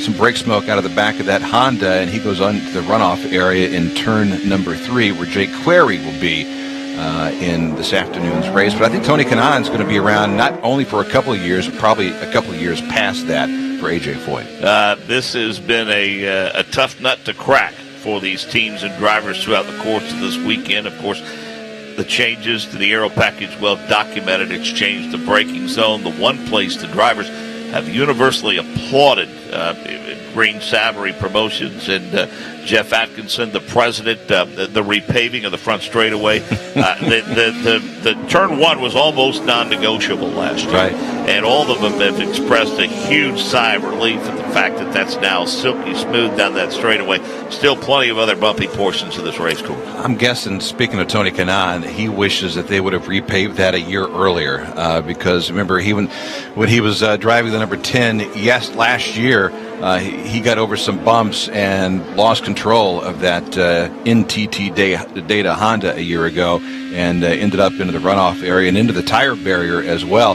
Kind of worked out pretty well for Joseph Newgarden, who just happened to be on pit road changing tires, and by the time the caution came out, he sat in P1 and went on to dominate the rest of the day last year. But everyone ranting and raving about what a great job the repave has done in turn 1 here this year. Pato O'Ward making an attempt at the Indy Lights presented by Cooper Tires to grab a hold of this championship chase. Came in down 8 to Colton Herta. Goes into the second half of the doubleheader for the Indy Lights this weekend, plus 8. And Tony Laporta's caught up with Pato O'Ward as he prepares for race number 2. Does he have the broom in his hand, Tony, or does he think it's a little early to be thinking like that? Yeah. Well, let's find out right now. Pato O'Ward, the boys upstairs want to know if you've got the broom in hand. I don't see one on you right now. Are you going to bring a broom to the grid in case we're able to sweep the weekend here, or are you not thinking that far ahead yet? I'm not thinking that far ahead. I have to be smart with points. You saw so many mistakes yesterday that you can be running in second. First can make a mistake, and you can go up front. I'd rather take a second or a third than to end up in the wall. So I think this next race for me is going to be all about being smart. I'm kind of putting the ego aside. So, obviously if I have the chance, I'm going to be going for the win. But I think the most important thing here is going to be points. Absolutely. And then what I want to know from you specifically is we're standing right now in the back of Zach Veach's pit area. You're down here on pit lane taking in IndyCar final warm-up before they go racing. You still have your second race of the weekend. As a driver who's fighting to try to be in this world, in the IndyCar world next year, what's it like to stand here and be so close but not be in the seat? And what are you trying to learn? What are you taking in when you're down here with these IndyCar teammates? Yeah, I mean, it's just the operation is just so much bigger than what the lights car is. So it's just things that you have to get in hand with. was lucky enough that last year I did something a little more similar with pit stops, with fuel conservation, and all that kinds of things. So so far I'm actually really, really excited to be able to drive one. I don't know when the opportunity is going to come up, but I really, really want to drive one. Just looking at them come through turn 9, turn 10, these cars just look great. All right, thanks so much, Pato Ward. Conditions are red flag on track right now. Yeah, thanks, Tony, and our apologies to Pato Ward. We wish him well in race number 2 today, and we're looking at the number 20 of Jordan King and Dave First. He missed the tire barrier and stuck it into the wall, and there is some pretty hefty damage on the left side of that race car after the single car incident involving the number 20 of Jordan King. Good news is the rookie is out of the car and making his way back to the AMR IndyCar safety truck. And once again, the AMR IndyCar safety team is all over this incident, as they've been throughout the course of the weekend, be it the feeder series, the Mazda Road to Indy, or certainly IndyCar as well. But that was a pretty good pop he took there in turn 10. He just missed the tires. I mean, you're looking at little to no damage. If that occurs, another 6 to 8 feet to the left of where that car is resting. But there's going to be some work for that crew for sure. And frustratingly for them, I'm sure, Dave, he qualified 8th quick. I mean, he got back into the car and quickly found some pace through the first couple of practice sessions. But, this is the last thing you want to do in final warm-up, because you're talking about now just 2.5 hours or so before the cars have to head to the grid, because we're due to go on the air at 3 p.m. Eastern. I would call that significant damage. Yes. To not only to it's going to take more than just a bolt-on nose for that number 20 Fuzzy's Vodka Chevrolet that is driven by, of course, Ed Carpenter, the team owner, when it comes to the ovals. But streets and road courses, that car belongs to Jordan King. So some left side front end suspension damage, as the guys are we're going to try to get it on the hook, and we're going to try to return to green as soon as we can, with some 20 minutes remaining in this 30-minute warm-up session. Dave, Takuma Sato, 12th in points, and so, not part of the championship discussion. No way, I don't think, for him to get back into the championship discussion, but with the exception of a bit of a bobble, which led to a 17th place finish at Belle Isle, once he left the Indianapolis 500, which he finished 32nd. He was 5th in the first race in Detroit, and since that time, a 7th, a 4th at Road America, 7th at Texas, by the way, and then was on the podium, finished 3rd at Iowa. I think he's settled in nicely at Ray Hall, Letterman, Lanigan Racing now. Yeah, of course, there was a return to Ray Hall, Lanigan Racing. He'd been a part of that group for a year, roughly 4 or 5 years ago, and then had an opportunity to rejoin this group after several years with Andretti Autosport, and immediately took that opportunity. And you could tell he was already very comfortable in doing so. But the results are certainly now all of a sudden, with 3 straight top 10 finishes and a nice job in qualifying yesterday and practice yesterday. He's really had a nice weekend. He'll start 7th this afternoon, much better than his teammate Graham Rahal, who will start 13th. Graham, we talked about Graham earlier, but he's been chasing it a little bit here this weekend after a nice run here at Toronto last year. We go back to Matthias Leist and talk a little bit about the job he did in qualifying yesterday. Got out of the first round and qualified 12th, finished 12th in that third round of qualifying, or round number 2, however you want to view it. Yeah. But nonetheless, a pretty good effort by Matthias Leist, and he'll roll off 12th. Well, especially considering the season he's had as of late. You remember the fire he had at the Texas Motor Speedway just 5 laps into it, which is obviously a scary incident for any driver, let alone a 19-year-old rookie. But it's been a struggle for him. 19th in points. He's a rookie. He's trying to learn as much as he can. He's leaning on his teammate, Tony Kanaan, while doing so. And so they brought the car that he started the year with at St. Pete. The street course there at St. Pete, well, he did advance past that first round there. In fact, he made it to the Firestone Fast 6 at St. Petersburg, Florida. Brought the same car there, here, and all of a sudden you can tell that that fire has been reignited a little bit. Something has clicked with him back here in Toronto, and this team could not be any happier than they are with Matthias Leicht right now. Solid qualifying runs for the championship contenders, Dave. I think very, very important that we note that, all of the guys that are championship contenders, I believe, were all represented in the Firestone Fast Six yesterday. That's right. Not only that, but the way the pits are divided up, all 6 of those drivers have the first 6 spots on pit road as well. So it's going to be interesting to see. Pit windows, roughly 27, 28 laps or so in this 85 lapper when we go green this afternoon. So I would suspect several guys will come in on the same lap, and that's going to make things very interesting towards pit out. Joseph Newgarden, Scott Dixon, Simon Pagenaud, Will Power, Alexander Rossi, Ryan Hunter-Reay. They'll start in the top 6, and they'll be fighting for it. Whoever comes out with a win here this weekend are going to make up some points, or if you're Scott Dixon, you're really going to separate yourselves as well. Well, we mentioned the issues that guys like Ray Hall and Wickens face, and again, it's the old adage, we've discussed it before.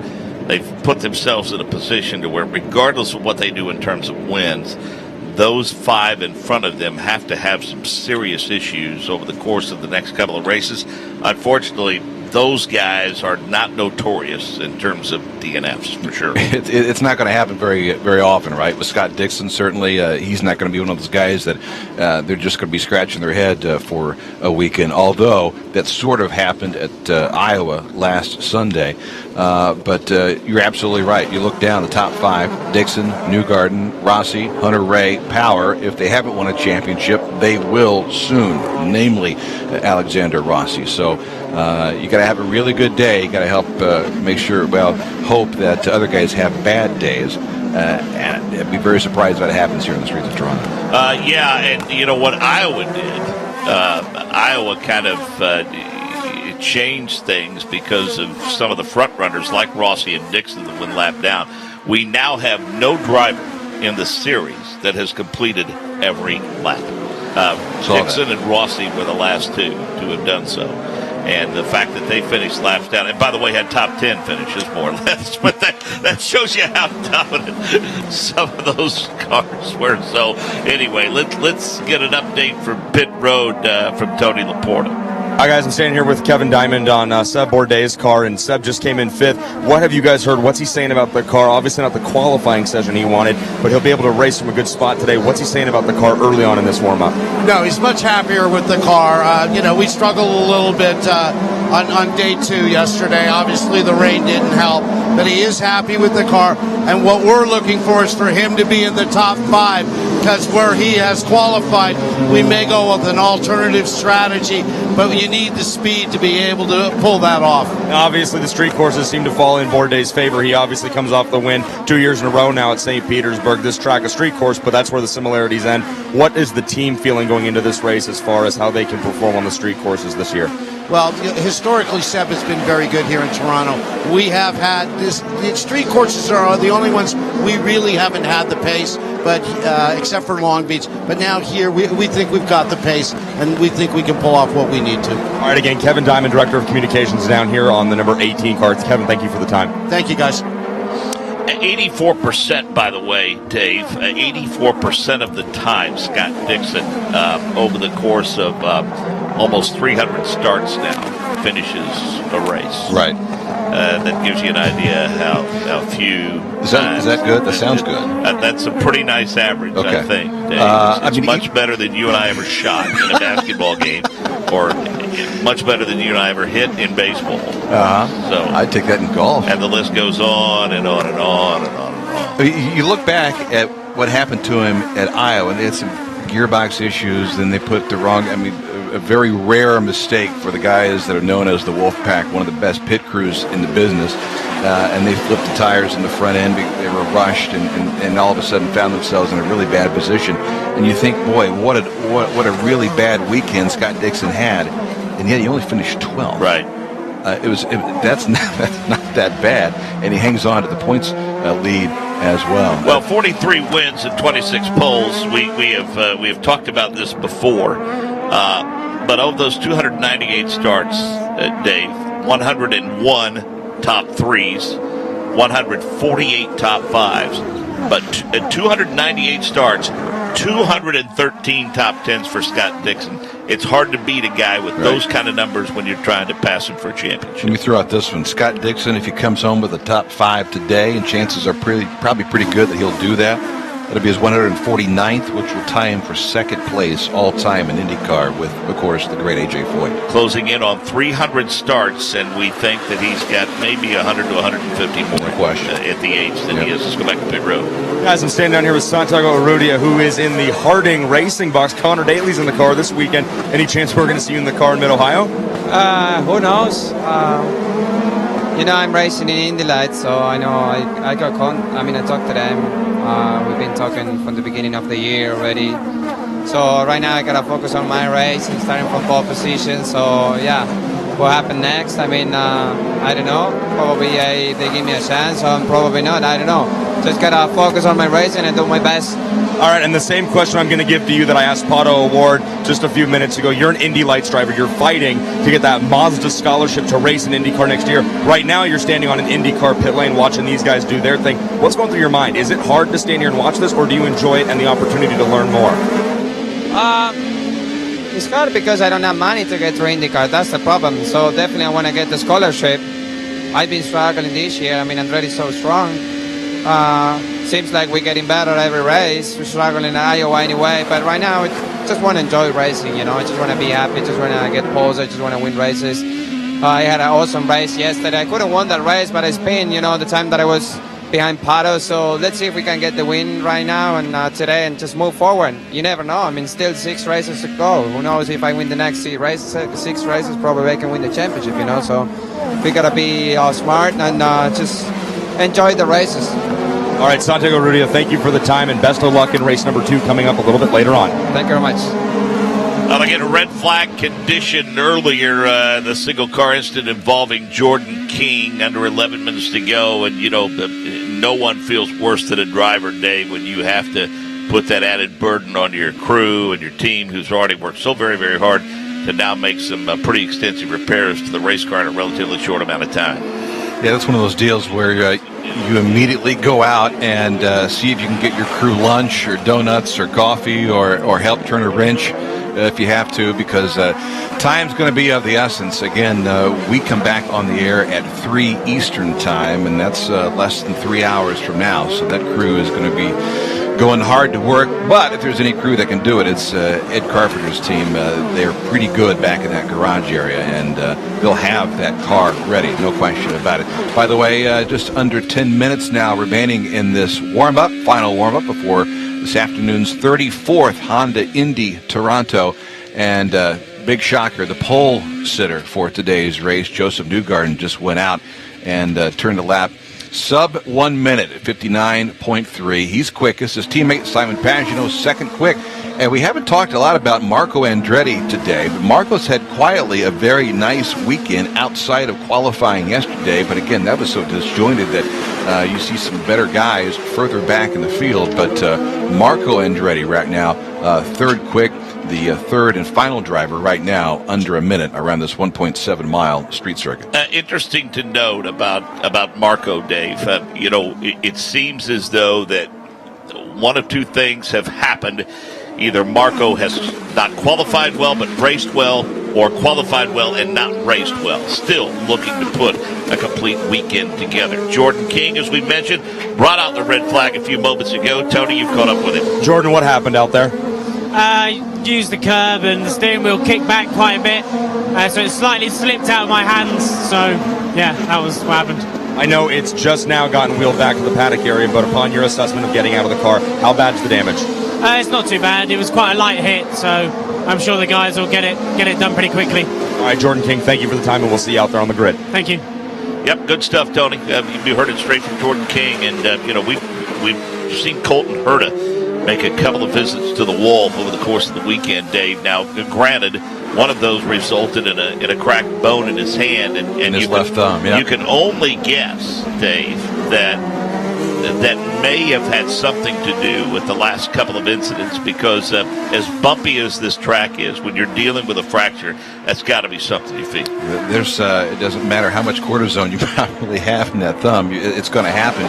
Interesting. It's we talk about how smooth turn 1 has become. There's still some very bumpy areas out there, and Jordan King's incident happened in turn 10, but it's still very bumpy, and it sounds like these guys are just having a hard time just hanging on to the steering wheel, let alone turn it left and right. You referenced Simon Pagenaud before we had the discussion about Marco Andretti, and Simon with 4 consecutive top 10s, and some might think that he has had a season that is very un-Simon Pagenaud-like, but I think you could point to just a couple of races. I mean, the 13th at St. Pete, the 24th at Long Beach, and a 17th place finish at the first Belle Isle race. Other than that, he's only started outside of the top 10 3 times. Okay, so those numbers I gave you may be to some a bit un-Simon Pagenaud-like, but yeah, I mean, a fabulous qualifying effort by him and his race team yesterday. He qualified third, and I think Simon Pagenaud is as hungry as anyone, Dave, for a win here in the Verizon IndyCar Series. He certainly doesn't want to go an entire season without a win for sure. I thought he had a really nice afternoon at Road America several weeks ago now. He started 14th, and first third of that race really wasn't a player. He really wasn't even moving up. In fact, he was going the other direction. And then he and Kyle Moyer made a couple adjustments on that number 22. Then Menard's Chevrolet, DXC technology on board this weekend for Team Penske. But they battled throughout the course of that event and ended up with a 7th place finish.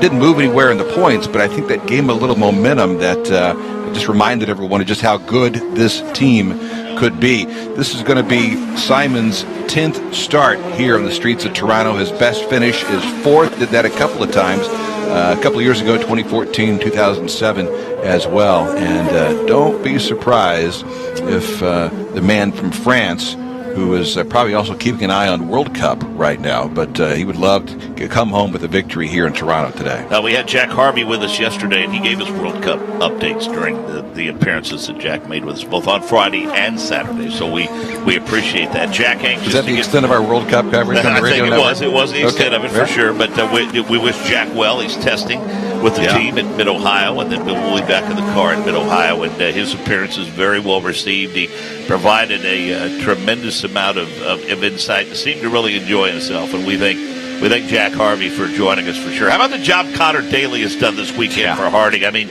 they took their time getting comfortable with one another throughout the first couple of practice sessions, and then lo and behold, he goes out late in the session and basically is throwing that thing all over the racetrack, which is something he has done here before. And he crosses the timing line and gets himself into the next round, gives them a top 12 start. And, we had initially secured Connor's services to work with us at IndyCar Radio this weekend. He kicked us to the curb in favor of a drive, and we've forgiven him for that. We wish him well today. But no, seriously, we talked to Vince Kramer yesterday, and they were over the moon thrilled with the job that he did. How can you not be thrilled with the job he did? And the only race he's started this year in the Verizon IndyCar Series happened to be the 102nd running of the Indy 500. He's only had one start. So Connor Daly, here he is, new car, new team, new surroundings, but all of a sudden very comfortable. And he's had a history of doing very well on the street circuits in the Verizon IndyCar Series season. But he has really done a nice job this weekend. And Brian Barnhart, Mike Harding, Vince Kramer, all of those guys, Robbie Green, they got to be happy with the job Connor Daly has done here this weekend. The downside to that red flag condition is because of the schedule and the tight turnaround time. We're close to Indy Lights race number 2, in fact. Quick turnaround time for us as well.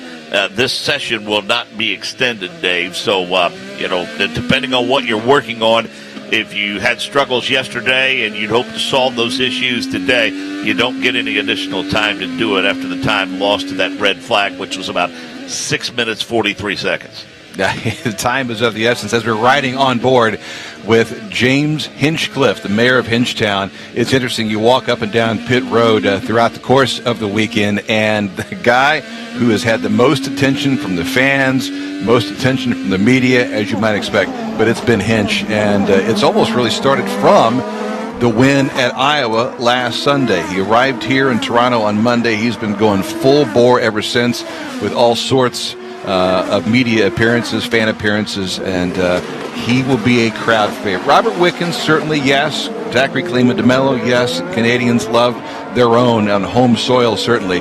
But imagine if James Hinchcliffe was able to get a victory today, how crazy this place would go. Yeah, no question. And still, with the strong history of their countrymen who have competed here over the years, it's just staggering to me that Paul Tracy, the only Canadian to have won here on the streets of Toronto. We welcome our XM radio listeners. You're getting the last couple of minutes of the final warm-up session for the Verizon IndyCar Series before we bring you complete coverage of Indy Lights race number 2. I'm Mark James, happy to be joined by Dave First in the broadcast booth. We want to take this opportunity to set the starting lineup for today's race. Starting 23rd will be Zachary Clement DeMello, and row number 11, it'll be Ed Jones and Zach Veach. Row 10, Renee Binder and Charlie Kimball. In row number 9, Sebastian Bourdais and Max Chilton. Row number 8, Tony Kanata and Spencer Piggott. Graham Rahal, Marco Andretti make up row number 7. In row 6, it'll be Connor Daly and Mateus Lace. Row number 5, James Hinchcliffe, Robert Wickens. In row number 4, Takuma Sato and Jordan King. In row number 3, Alexander Rossi, Ryan Hunter-Ray. In row number 2, Simon Pagenaud and Will Power. On the outside of row number 1, your points leader, Scott Dixon.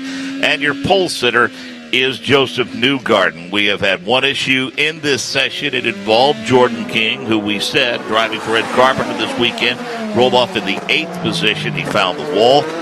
Some suspension damage, heavy in fact, to the left corner of that car. We talked to him, and he feels as though it'll be a pretty quick repair for the team. With about a minute remaining in the session, we want to get the thoughts and impressions of our pole sitter. We caught up with Joseph Newgarden yesterday after he set on pole here in Toronto. It was dry, it was wet. There was a lot of decision making going on in this one. I thought I steered us in the wrong direction for a moment. We went out a little later, which to me I thought if we could keep the minimum amount of laps on the tires, the better.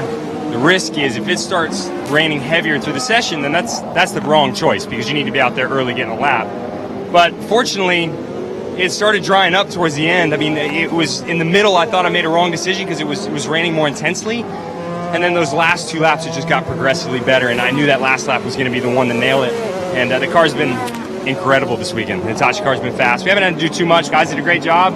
Teams been working well together. We got all 3 of us in the Fast 6, so that's all you can ask for, I think. Tell you what, you could tell that last lap you really hung it out there. Oh, man, I braked as deep as I could, I felt like, into turn 3 that time, and I didn't know if it was going to stick because, you know, the whole session you're sliding in sort of the drizzling conditions.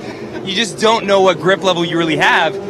And the last lap, I could feel it was getting better and better. I'm like, I got to go for it here. I know that we can get the pole, so I'm going to go for it. And I gave it everything I had, and that's what we came up with, man. Didn't you win here last year? This could bode well for perhaps another W. It's a good start. You know, now we got to take care of the thing for the race, but it's a great start. Fast car. We just gotta get it right. You know, execute like we always try and do. And if we do that, we're going to be just fine, Dave. That's your pole sitter with our Dave First. Joseph Newgarden yesterday after qualifying in preparation for today's race. Red flag and checker flag both out off of turn number 10. The 14 of Tony Kanata, Dave, is setting still. Yeah, he spun, and I tell you, nice job by everyone behind him, and the corner workers as well, the volunteers here on the streets of Toronto. They did an immediate job of waving that flag because he sits in a pretty precarious position. He's right at the entrance of turn number 10. Actually, the entrance towards turn number 11. Pit in is to driver's left, so they got to negotiate around TK's stalled vehicle and then make that left into pit lane. Also, just as Tony was spinning in turn number 10, Ryan Hunter-Ray with an off in turn number 3 went off into the runoff area, was able to spin that 28 DHL Honda around and get it back going the right way. But warm-up session complete. checkered flag here in the streets of Toronto. Scott Dixon, Joseph Newgarden flip-flop from their starting position. Dixon P1 in this session at 59-13.94. Newgarden, Hunter Ray, Andretti, and Graham Rahal the top 5. Then Jones, Daly, Sato, Pagenaud, and Kanaan the top 10. Laced 11th quick. Piggott 12th quick. Power 13th quick. Max Chilton 14th, Zach Veach 15th, Renee Bender 16th, Robert Wicken 17th, 18th Kimball, 19th Bourdais, 20th Hinchcliffe, 21st Alexander Rossi, 22nd Zachary Clayman DeMello, and 23rd Jordan King. We see the AMR IndyCar safety team with the quick jack for Tony Kanaan, the 14 machine, and TK. Getting that car going in the right direction now, and they'll have him back underway in just a matter of moments. Again, welcome to the folks. XM Radio joining us for the close of IndyCar final practice session. Don't forget, 3 p.m. Eastern will join us. Let's turn it over to Nick Yeoman now, who will begin to preview Indy Lights race number 2. Nick? Thank you so much, Mark. Happy to be here in Toronto as we're set to go racing for the Indy Lights Series, presented by Cooper Tires on what has been a wild day already here in Exhibition Place around the city of Toronto. Steve Wittich and U.S. Pro Mazda driver Parker Thompson joins us here this weekend. Really exciting race coming up. We had a very interesting qualifying session this morning, and when it all shook out, it was Santi Urrutia who grabbed the pole position for here in Toronto. Santi Urrutia, congratulations on getting that pole. Heck of a run. It looked like you had the car essentially that entire session. You had the car to beat. But take me through that run this morning and maybe how it was different than the conditions that you raced in yesterday. Yeah, I mean, the track was more slippery than yesterday. We had a great car, great qualifying. It was tough because I was pushing. I was really close to the walls. And, yeah, I'm coming. Finished second yesterday, pole position today. Going for the win. Still 6 races to go. We never give up, so gonna keep pushing, and yeah, I hope we can get the win today. How difficult is it, for example, yesterday, the situation where you've got to make a pass, but it's your teammate? So you've got team involved, but you've also got points involved. Does your mindset change at all if that situation presents?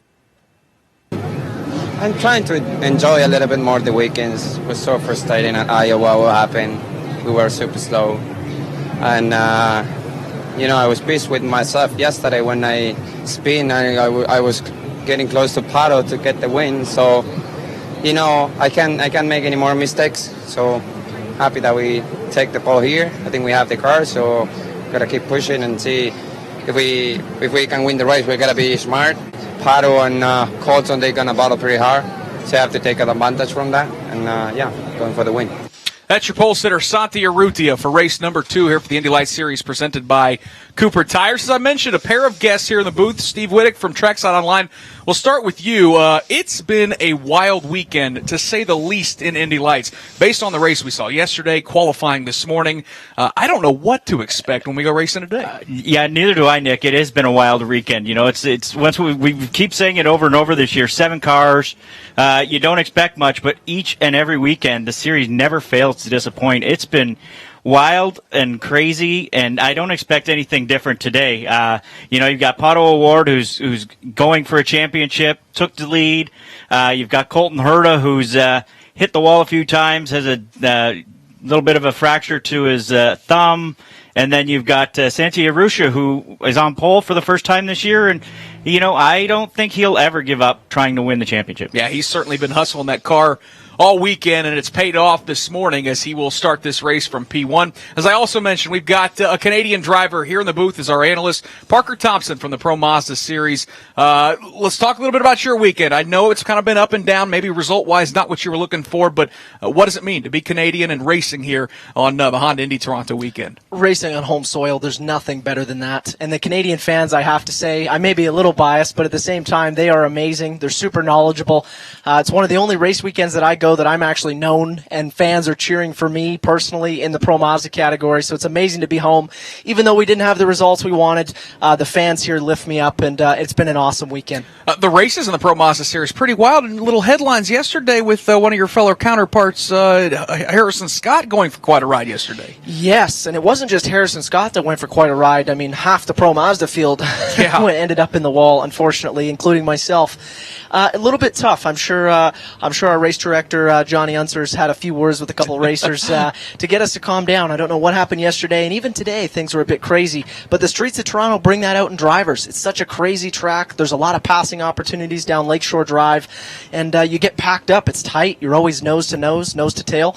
So it's very interesting racing. I'm excited to see how these Indy Lights guys carry on. As I said, I know it's got to be awful frustrating with the results not necessarily being there this weekend, holding on to that very slim points lead now. How do you rebound moving forward to make sure that you can close out that championship and ultimately that we see you in Indy Lights next year? I mean, that's the dream, to get into Indy Lights. I'm looking at these guys watching this race and broadcasting and hoping that I'm there next year. But at the same time, I think it's going to be fairly easy to rebound. We've got a strong car. We've got a great group of guys. And unfortunately, just a couple little, not even mistakes, just little fluke accidents happened this weekend that took us out of contention. So I think we'll be right there again. There was really no fault of our own. We rolled into this weekend. It's not like we were off our game. We qualified third. We were in second when we unfortunately had some contact yesterday that I never saw coming. And then today, just a small little mistake touching the wall, and it bends a push rod, and all of a sudden you're out of the race. It's tough. You can get down on yourself, but my hopes are up for the season. I think we're going to be good, and we'll roll on to Mid-Ohio as strong as we are today. That is the voice of Parker Thompson, one of the fantastic pro Mazda drivers that hopes to be running in the Indy Lights Series 1 year from now if he can score the championship. Obviously, the scholarship from Mazda goes a long way to providing these opportunities for drivers to race in the Indy Lights Series, as well as for the Indy Lights Series drivers to make their way up to IndyCar in a bit of a holding pattern as of right now. The pro Mazda race went a little long. That pushed back the IndyCar warm-up session that you heard Mark Janes guide you through as we gear up for the Honda Indy Toronto a little bit later today with coverage at 3 o'clock Eastern. So we are on a bit of a hold, about 5 minutes before we get this Indy Lights Series race started. Steve, one of the biggest storylines I think this weekend in Indy Lights has to do with the guy that entered as the points leader and is now no longer the points leader in Colton Herta. And all of a sudden, qualifying yesterday, things are going well. He has the pole position, stuffs it in the tire barriers, and now that young man is racing hurt. And what a task he's been faced with over the last 48 hours. Yeah, Nick, it's and this is definitely the worst track to have the injury he has. It's this is a track where you've got to have your hands on the wheel at all times and have good control. And the bumps are pretty bad in turn 5, 6, turn 8, going into turn 8, and that's pretty easy to rip the wheel out of your hand. And when one of the hands is not quite working as well as it should be, it makes it really tough on him. But I talked with him this morning, even after his incident in qualifying this morning, and he was still in pretty good spirits. I was pretty impressed with how he was handling it. He's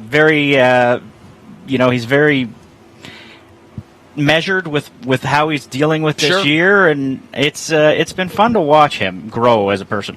Jake Query, you were on pit lane during the qualifying session this morning, and I know you kind of paid attention as Colton Herta climbed into that Andretti Steinbrenner Mazda. Certainly that young man going to be approaching this race with some trepidation with that injured thumb. Nick, it will be interesting to watch what happens with that 98 machine, because Colton Herta, as we talked about yesterday, at the end of the qualifying session had the incident that led to a displaced fracture in his left thumb. Now, it was obviously very sore.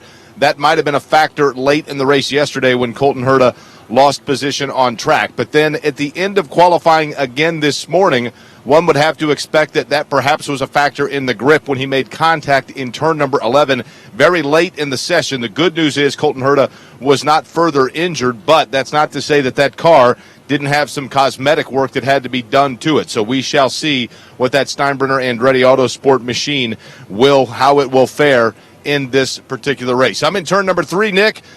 Tip of the cap to the AMR IndyCar safety crew, because they went out during this delay, and I'll tell you what, it is spotless down below me in turn number 3, because they went with a fine-tooth comb and picked up every ounce of debris that was out there on that track. Not to say there won't be more after this Indy Lights race perhaps and the IndyCar race later today. But as of now, a very, very clean track that they will take here in turn number 3 on Lakeshore before they take that right-handed turn to start their work their way up around and then into the view of BMO Field here in turn number 4. Lake Ontario behind me, Nick. It's going to be a fantastic day of racing. Beautiful sunsplash day here in Toronto, and we look forward to calling a couple of races here on the streets of Toronto, Ontario. Appreciate that, Jake. We're keeping our fingers crossed that this race a little bit cleaner than yesterday, as we unfortunately unfortunately saw a lot of carnage in race number 1. Colton Herta ended up against the wall, exiting turn number 5, as did Victor Franzoni. In fact, that's kind of an interesting storyline that we are following. Jake interviewed Ricardo Juncos this morning and seemed to think that maybe from a mental standpoint, Franzoni still feeling the effects of that accident yesterday and may not be in the right mindset to race today. He starts 7th on the grid, so we will certainly see how that plays out when we go green flag racing. This is a fantastic 11-turn, 1.7-mile street circuit. We asked Santi Urrutia, the pole sitter, to take us on a ride around this course, describing each of these turns in detail here at Exhibition Place in Toronto. Yeah, it's pretty bumpy. They have made some part new on the track, but the track is pretty okay. I mean, coming to turn 1, it's pretty fast, because the first part of the corner is new. You got such a good grip, and then when you get to the old part of the track, it's a little bit slippery. Then coming that on the back straight, that might be the only place we can pass, I guess, with the push to pass during the race. Then very important to have a good car under the brakes to turn 3. And then we go into turn 5, which is pretty bumpy too. It's kind of like a little bit of understeer. Then you get loose on exit. Then we go turn 6. That is pretty quick in third gear. Very important to stay inside the wall, like pretty close. And then we go through turn 8, which is pretty hard because it's super bumpy on the, on entry. And then sometimes, you feel just the car is jumping, so it's difficult to bring the speed through the corner. And then coming through here, like the left, right, left, it's pretty exciting. You have to get it right. If you get it right, this part of the track, you can gain like 3-4 tenths. Parker, what's your favorite part of this racetrack? I know there's a lot of daunting and challenging spots. You got a part of this racetrack that throughout the weekend you felt like, man, I really can rip through this portion of the racetrack. I think turn 9, 10, 11 is unbelievable. They've changed it a little bit since last year with a couple new paving sections, but at the same time, it's the same technical course that it was in years before. It challenges not only the IndyCar drivers, but everyone on the Mazda Road to Indy is challenged through there. So I'd say that's my favorite part. And then you look at turn 3 down Lakeshore Drive. I mean, that's one of the longest stretches we have on the Mazda Road to Indy, and you've got to have a heavy braking zone into that turn 3 section. You dip your right front wheel in that gutter to tow you around on the inside. That's a really fun section too, and a lot of passing. Turn 8 has been a problem spot for just about everybody, whether it's down in USF2000 all the way up to the IndyCar Series. What do you chalk that up to this weekend? Well, what's really interesting, Nick, is they've actually repaved that whole section all the way till the brake zone. Obviously, the turn-in has the same concrete patch and the same curbing as years before, but they've repaved all that section since last year. So I don't really understand why people are having trouble with it. I'm going to chalk that up to you can brake deeper because the bumps aren't there under braking. So drivers are getting in probably down to the 2.5 board, so 250 feet into the corner, and they're releasing the brake, hitting the bumps on the middle of the corner, and hitting the wall. I don't know why. I didn't have trouble there, but it seems like drivers are having trouble. Yeah, and certainly the timing line being down there. We saw a lot of incidents in qualifying with guys really trying to hang it out there to scrape the bottom of the barrel for those extra tenths and thousandths of a seconds. But turn 8 has been an interesting spot, and we just saw in the IndyCar warm-up a pair of drivers. Jordan King had issues down there as well as Tony Kanaan. So going to be interesting to see if those drivers here in the IndyCar Series or the Indy Lights can manage that. Let's go trackside to get this race started. Drivers, start your Mazda engines. And there you go.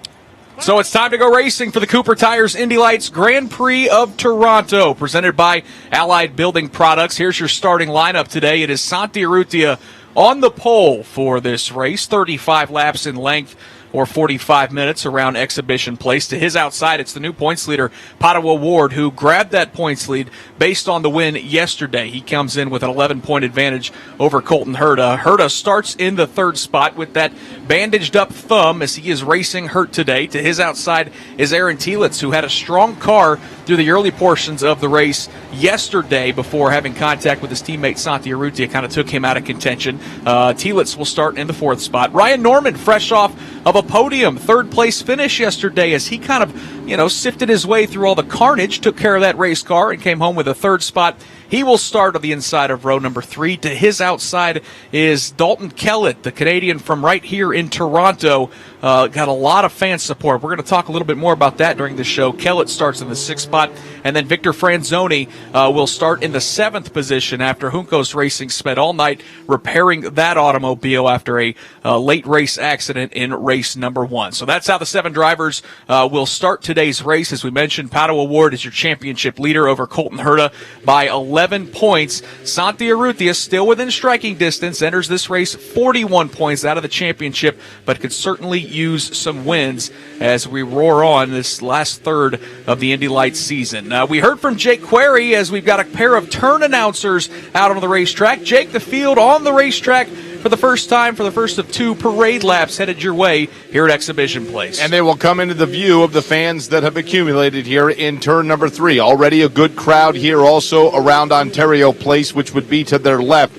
There are people on bikes. There are people rollerblading. There are boats that are out here on Lake Ontario. But the real view, the real transportation, just below me. Santi Urrutia with Pato O'Ward, and then Aaron Telitz behind him, Ryan Norman, Dalton Kellett, and Victor Franzoni. Field tiptoeing their way around. Mark Janes coming into your view. Thank you, Jake. High atop turn number 5. What a difference a day makes. Cloud cover, a little mist yesterday, and today plenty of sunshine and blue skies. A sun-splashed day here on the streets in Toronto as the field remains single file. It's going to be a little while before they double up, but before you know it, the green flag will fly and we'll go racing. Race number 2 here on the streets in Toronto for the Indy Lights presented by Cooper Tires. And kind of an interesting situation right now, Steve Whittick, as we just got a shot of Colton Herta, who is sitting towards pit exit, not out on the racetrack with the other 6 competitors. Yeah, that's a little interesting, Nick. I don't know if what they're planning on doing with him. I thought he was going to run the race, but there might be just one way up, and Rob has actually found out what the problem is. Yeah, guys, quick update on that. Talking to George Steinbrenner here right now. They said they're just going to try to keep him out of the mess right now. This could be a strategy call, of course, for her to kind of stay out of the way, not get in any kind of issues whatsoever. That hand, of course, such a major concern. Interesting. I thought that they may want to focus and see if they could get him out there in the hunt. But, guys, after what happened yesterday, maybe they're thinking about just trying to cruise around here and letting things happen as they will today in Toronto. Parker, he's a guy that's right in the midst of a championship hunt. He's going to throw away some early track position, but certainly the thought process there, wanting to avoid the carnage. What's really interesting, Nick, is I talked with Colton yesterday. We're quite good friends off the track. He was cool as a cucumber. I've never seen a guy in the heat of a championship battle with a broken thumb and as cool and calm and collected as he was yesterday. So I've got full confidence in that Steinbrenner racing machine that they're going to make the right call in this situation. I think Colton can drive through the field. I know his hand hurt yesterday, so we'll see what he can do. But I think if he hangs back and lets the carnage happen, he'll be good to go. So this is fascinating. So with second to points, Colton Herta starting on pit lane and joining the field a little bit late. That is going to move Aaron Telitz up into the 3rd position, Ryan Norman to 4th, Dalton Kellett to 5th, Victor Franzoni into the 6th spot. So that is going to be absolutely fascinating as we're set to go racing here for 35 laps around Exhibition Place. Pato O'Ward looking for the weekend sweep. What an impressive season that young man has had. He's visited Victory Lane 5 times now to lead all drivers in 2018. He's been the qualifying master as well this year with 6 pole positions. Didn't grab the pole this morning, but has a great view of the front row just to the outside of our pole sitter, Santi Urrutia. We have learned they are going to leave a hole in row number 2 for where Colton Herta would have qualified, so there will be no advantage gained by either Dalton Kellett or Ryan Norman or Victor Franzoni, so that's why we'll see a bit of a gap.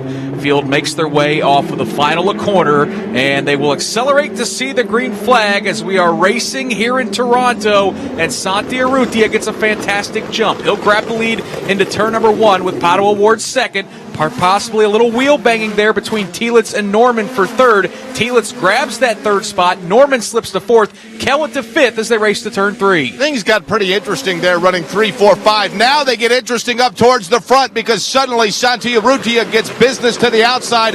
It's Pato O'Ward, but he'll tuck tightly in behind that number 5 machine. Telitz and Norman are right there. 1, 2, 3, 4 out of 3. Yep, they stay that way. Little right-hander, and again, they'll tackle that curving to the bottom side almost with the entire left side of that car. The vehicle steps out a little bit on Santi Urrutia, but he maintains about a half a car length advantage over Pato O'Ward as they exit turn number 7. A lot of slipping and sliding for that 2nd place running car of Pato O'Ward as he was not able to stay in the tire tracks of Santi Urrutia, although Urrutia locks him up a bit into turn number 8. That's allowed Aaron Telitz to close right up on the rear wing of Pato O'Ward on this opening lap. A clean start, though, Parker, for these 6 drivers out of the track now. Very clean start. I was surprised. Turn 1 is quite intimidating as a driver. You want to challenge the brake zone, but at the same time, it's pretty easy to try and go 2 by 2 there. The exit closes up, and you can hit the wall quite easy, Nick. And now we do see Colton Herta has joined the field as well in the 7th position, about a half a lap behind. Meanwhile, though, the leader, Santi Urrutia, heads to turn number 3. Santi Urrutia had said that he knew Pato O'Ward would be coming at the outset of this race, and indeed, Pato O'Ward again going to try to take a look to the outside, but again, Urrutia closes the door. Telitz had to lock him up. He managed to hold off Ryan Norman. They again are single file. More on this strategy involving Colton Herta. Nick, the points hit would be 16 for Colton. If there's no attrition in this race, that's the difference when you tumble down to the 7th position. It pays 14, whereas it pays 30 to win. So certainly a gamble, but again, some double points paying opportunities coming up in the not-too-distant future as we chase the championship. Boy, Steve, it is a fascinating gamble, though, because he is right there in the championship hunt. I think I misspoke. It was 8 points the disadvantage to Pato O'Ward entering this race. Yeah, it is. It's a really interesting strategy by that team, but it's looking at the long game. It's looking at the health of the driver. It's looking at being able to make it to the next round. You don't want to end up, having an issue in today's race and not being able to finish. Yeah, these street course events are just so unforgiving, and for young Colton Herta, he has already had, as we talked about, 3 different incidents, and now we see Colton Herta has brought that car, Rob Howden, to pit lane.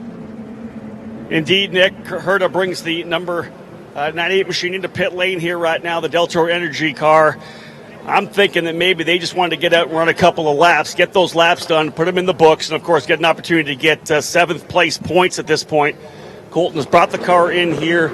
At this point, no urgency to get him out. They're going to bring the cockpit cooler in, the fan in for him to put it in here. They're going to get the umbrella out as well, guys. With the injury, they may just figured, let's get out there, bank a couple of laps, get the points, and move on to Mid-Ohio. Yeah, certainly don't want to speculate. I hope we'll get a chance to talk to Colton Herta and him really kind of put a bow on this whole situation.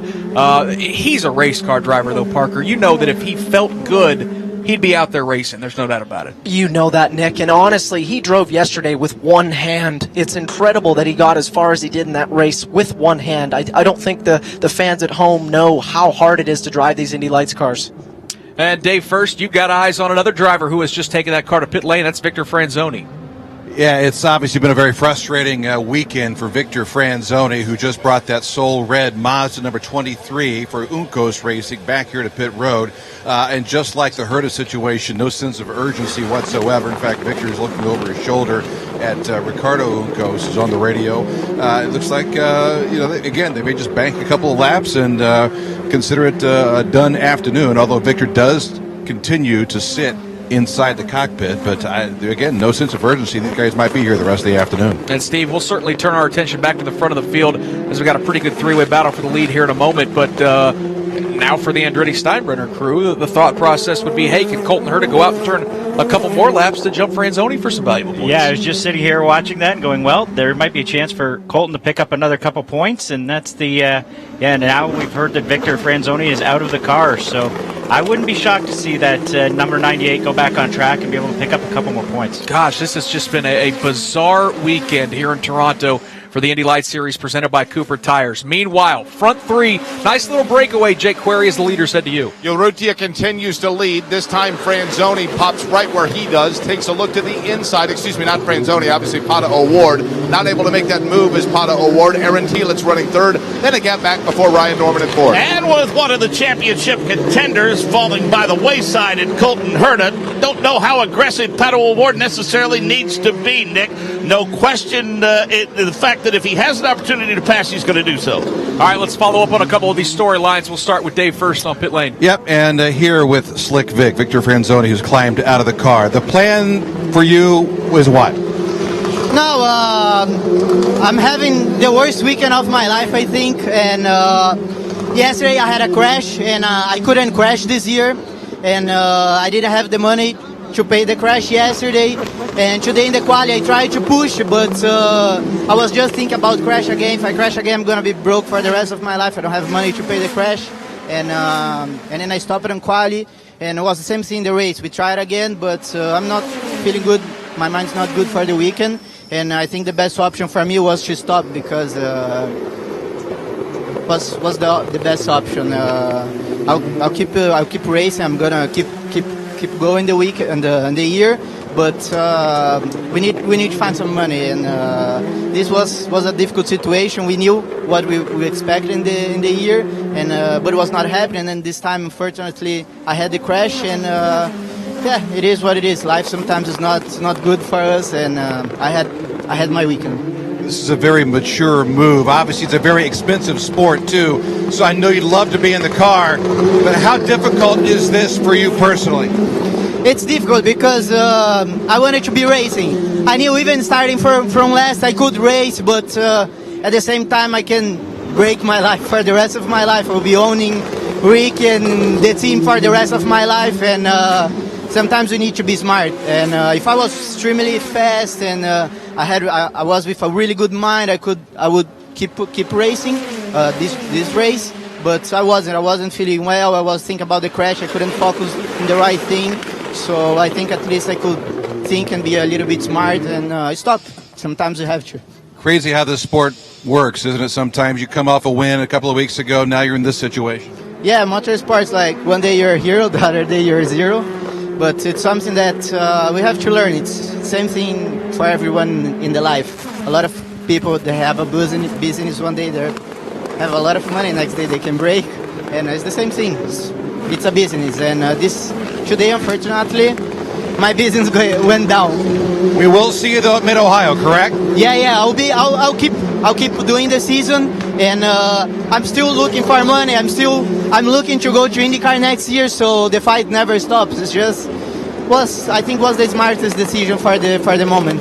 We look forward to seeing you at Mid-Ohio. Hang in there, okay? Thank you. Yeah. Victor Franzoni, you can't see it, obviously. This is a radio broadcast, but there's a lot of emotion in Victor Franzoni's eyes as he wishes so hard he could be out there racing and competing this afternoon, but financially, it's just not going to happen. Further down pit road, and Rob Howden. Yeah, you know what, Dave? First, a tough one there for Victor Franzoni. We watched him come up the entire ranks of the Mazda road to Indy. Didn't have the money even to run Pro Mazda last year. Of course, Jeff Green stepping in to support him in his route to win the championship. Of course, Jeff Green losing his life here in Canada up at Mosport, Canadian Tire Motorsports Park just a couple of weeks ago. That gutted, of course, the whole team, and Victor, who was good friends with Jeff Green, he turned around and was able to win at Road America. But man, the funding, always very tough.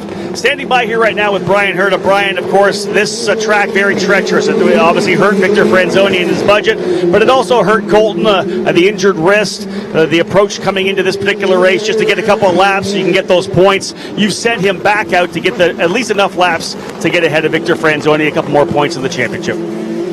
It's tough, and these kids are all, they're all driving for their careers, and that's the great thing about the road to Indy, but it's heartbreaking too, for Franzoni, for all these kids, they're trying to be the next guys in IndyCar, and they're not all going to make it there, and that scholarship goes a long way, so they're all fighting pretty hard for it. For Colton's case, he broke his thumb yesterday in qualifying. He's been trying to gut it out, and he just can't hang the wheel. He can't hang onto the wheel, so he's just going to run a few more laps and try and get as many points as he can. I'm proud of him. He's such a tough kid. He wants to be out there. He's actually mad at me because we won't let him race, but he just can't physically. He just can't. So we'll regroup. We'll get him the best doctors. We'll be back strong at Mid-Ohio in 2 weeks. Brian, one of the things about this Road to Indy series and this kind of level of motorsports is we really do push these young drivers to challenge themselves more than they would have if they weren't in the race car. That's, I think, one of the great side benefits of being a race car driver coming through the Road to Indy. You find out the mettle of these young kids, and of course, you, as already said, you're very proud of Colton. He has developed so much for the last couple of years. You must be a very proud father. Yeah, I mean the driving part, yeah, but proud of who he is, proud of the character he has. I'm proud that he didn't give up and he won't give up. And I had to be the parent today and step in and say, look, we're going to do the smart thing, but he'll be back. Thanks for the time, Brian. Colton Herta rolling in front of me here. Nick Yeoman in the number 98 got just enough laps to be able to get ahead of Victor Franzoni in the points. That'll lock a couple more markers up for him. Doesn't want to lose too much ground to Pato O'Ward here in Toronto. When they get back to Mid-Ohio, that wrist will be braced and ready to go. We are setting up for a fantastic championship battle all the way through to the very end. But as Brian Herta said, so proud of his young man, and that's what we see from all these young drivers come up through the Mazda Road to Indy. The challenges they face, the adversity that they have to get through. When they get out of this Road to Indy, they are different people. They're stronger people for the challenge itself. Thank you so much, Rob Howden. Great hustle by you and Dave First, getting both of those interviews. As boy, Steve, sometimes it's the storylines off the racetrack that can dwarf the on-track activity, and that those two interviews right there kind of sum it all up. I mean, that's the misfortunate side of motorsports of what young Victor Franzoni's facing right now. Yeah, it definitely is. It's really unfortunate. He had a lot of help from Jeff Green in the past, and that is not happening right now, unfortunately, because we lost Jeff. And it's going to be tough for Victor to keep going, moving forward. You know, he's a scholarship winner, but you have to still find a little bit of money, and it's an expensive sport, as Parker's well aware. And those crashes start to add up, and it's the same thing Aaron Telitz has faced this year, where you're going to owe somebody to keep going, but when it's your dream, you're going to keep going.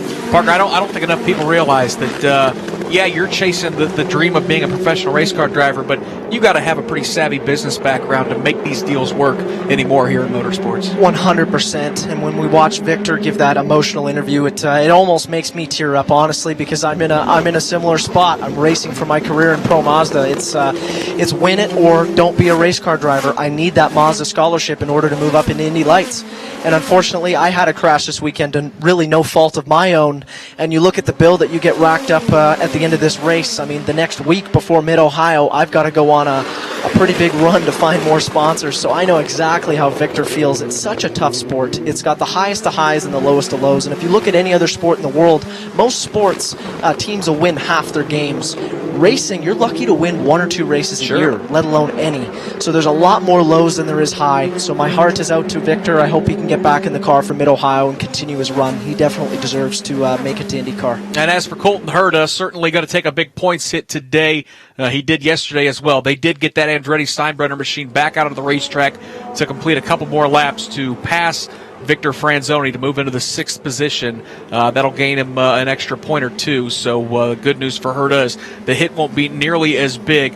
Meanwhile, on the track, we apologize for getting away from the action. Hasn't been a lot of change up front. The front three have been nose to tail, really kind of slugging it out as we work lap number 12. Jake Query, Santi Urrutia leads Pato O'Ward and Aaron Telitz out of turn number 2 down that back straightaway, heading to you here on lap number 12. This is what we can watch now. O'Ward finds himself the meat, if you will, of that Velarde sandwich. Urrutia in front of him, but it's Aaron Telitz just behind him. Mark, Telitz had to lock him up a couple of times the last few times by. Got to wonder how that affects his handling, but O'Ward is out to push to pass, so it might be a good situation for Santi Urrutia. Already setting up for turn number 7. Those front 3 are long gone. Ryan Norman all alone in that 4th position. It's going to be a pretty good weekend for him.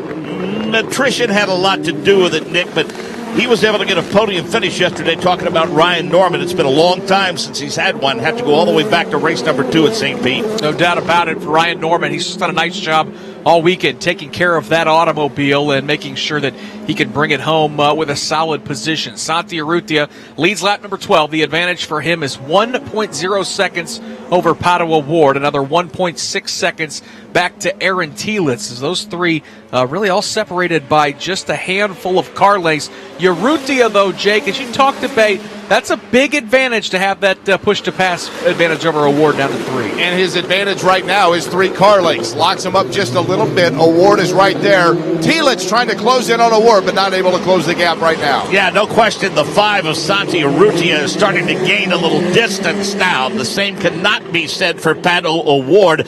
I'm watching Aaron Telitz, and Nick, he is staying right in the tire tracks in an effort to grab that 2nd spot. Yeah, that driver from Wisconsin's done a fantastic job really just hounding the back of Pato O'Ward, putting him the meat in the sandwich there up front, as Urrutia is your leader. Pato O'Ward runs 2nd. Aaron Telitz is 3rd. Ryan Norman 4th. Dalton Kellett 5th here in Toronto. Colton Herta is 6th. Victor Franzoni is 7th. My name's Nick Yeoman.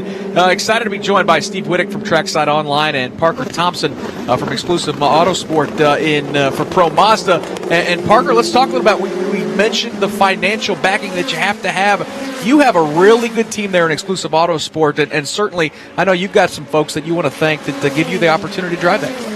Yes, thank you very much. Well, first off, thanks to Exclusive Autosport. I mean, I wouldn't be in Pro Mazda and have this awesome opportunity to compete on the Mazda Road to Indy if it wasn't for them.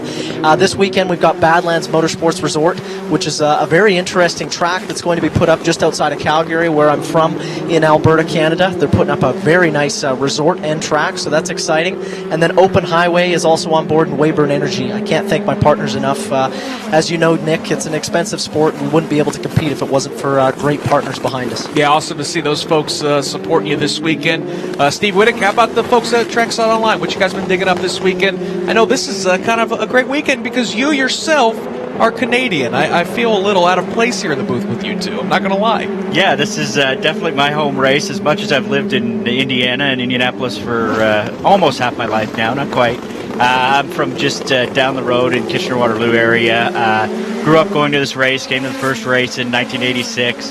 I think I missed a couple along the way, but it's been my home race, and it's definitely a special place for Canadian drivers to drive at, too. It's amazing how supportive the fans are here for the Canadian drivers. You know, you got someone in this race like Dalton Kellett, who has, I think he told me he has 300 guests here this weekend. And you can't even walk around the grounds without seeing the teal and black K-Line gear of his. I think it's a lot of family, a lot of fans, a lot of his former fellow students that he went to Queens with down the road. Yeah, I was going to say, I'm always blown away, and I've noticed that the last couple years of all those teal shirts, a lot of Dalton Kellett supporters, so we're really excited and happy to see them out at the racetrack. Dalton's got that car in the 5th position right now as he continues to try to climb the ladder and race his way to the Verizon IndyCar Series. Had a chance, I know one of our guys talked to his father yesterday, who's really excited. And Dalton's a guy with an engineering background, super sharp young man. Certainly, no matter what his future is, whether it's in the car, out of the car, he's got a bright future. Yeah, he went to Queens University, which is, it relates to maybe Harvard in the U.S., somewhere that I definitely would not have got into. Me sure. too, man. And it wasn't just engineering; it was engineering physics, I believe. So, and he just started a new partnership. I think it's called 1080 Education, STEM education folks that will they help to put together education programs for I think middle schoolers and high schoolers, and so he's just started that new partnership with them this weekend. And he's an awfully sharp guy. And I know, Parker, you've got a lot of supporters here this weekend too. How many guests did you have? Well, we've had over 50 in the Thompson camp come out, family, friends, and a lot of sponsors here. What makes the weekend special? You've got all the Canadian fans, and then not only the Canadian fans, you've got the people that support me in my race career financially. I'm sure Dalton feels the same way. Whenever you come home to Toronto, Canada, it's pretty unbelievable. Santi Urrutia, your leader here in Indy Lights over Padua Ward and Aaron Telitz. That's the front three. Jake Query, let's look in on that battle for the lead. No change of position, but boy, those three really can't get away from each other.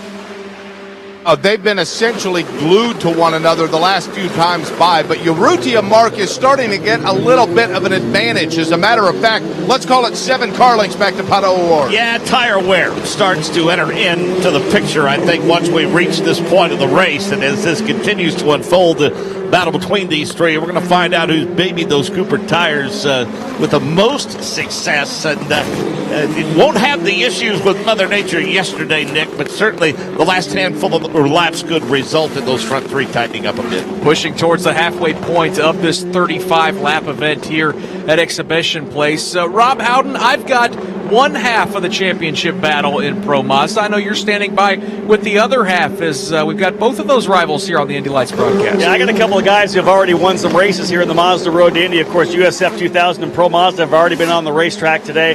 I've got Rinus VK, the young Dutch driver last year, second place in USF2000. You swept the weekend at the Grand Prix of St. Petersburg. Got off to a great start. It hasn't been quite as good since. But Rinus VK running for Juncos Racing. What a weekend in Toronto. 2 race wins to claw your way back in the championship chase. Yeah, it was an amazing weekend. The car was great, and yeah, I think it was just a great pairing with the car. my fourth win this season, and also my fourth win on the street course. So just a great weekend, and I want to thank Team Ducas Racing for the great car. And one of the interesting things is people talk about this street course being kind of so treacherous. If you qualify on the pole, there's obviously a benefit there. There was so much action behind you all weekend long. All you had was clean racetrack up front. That must have been fun. A little more easy for you out on the racetrack today. Yeah, it's a good confidence boost for you.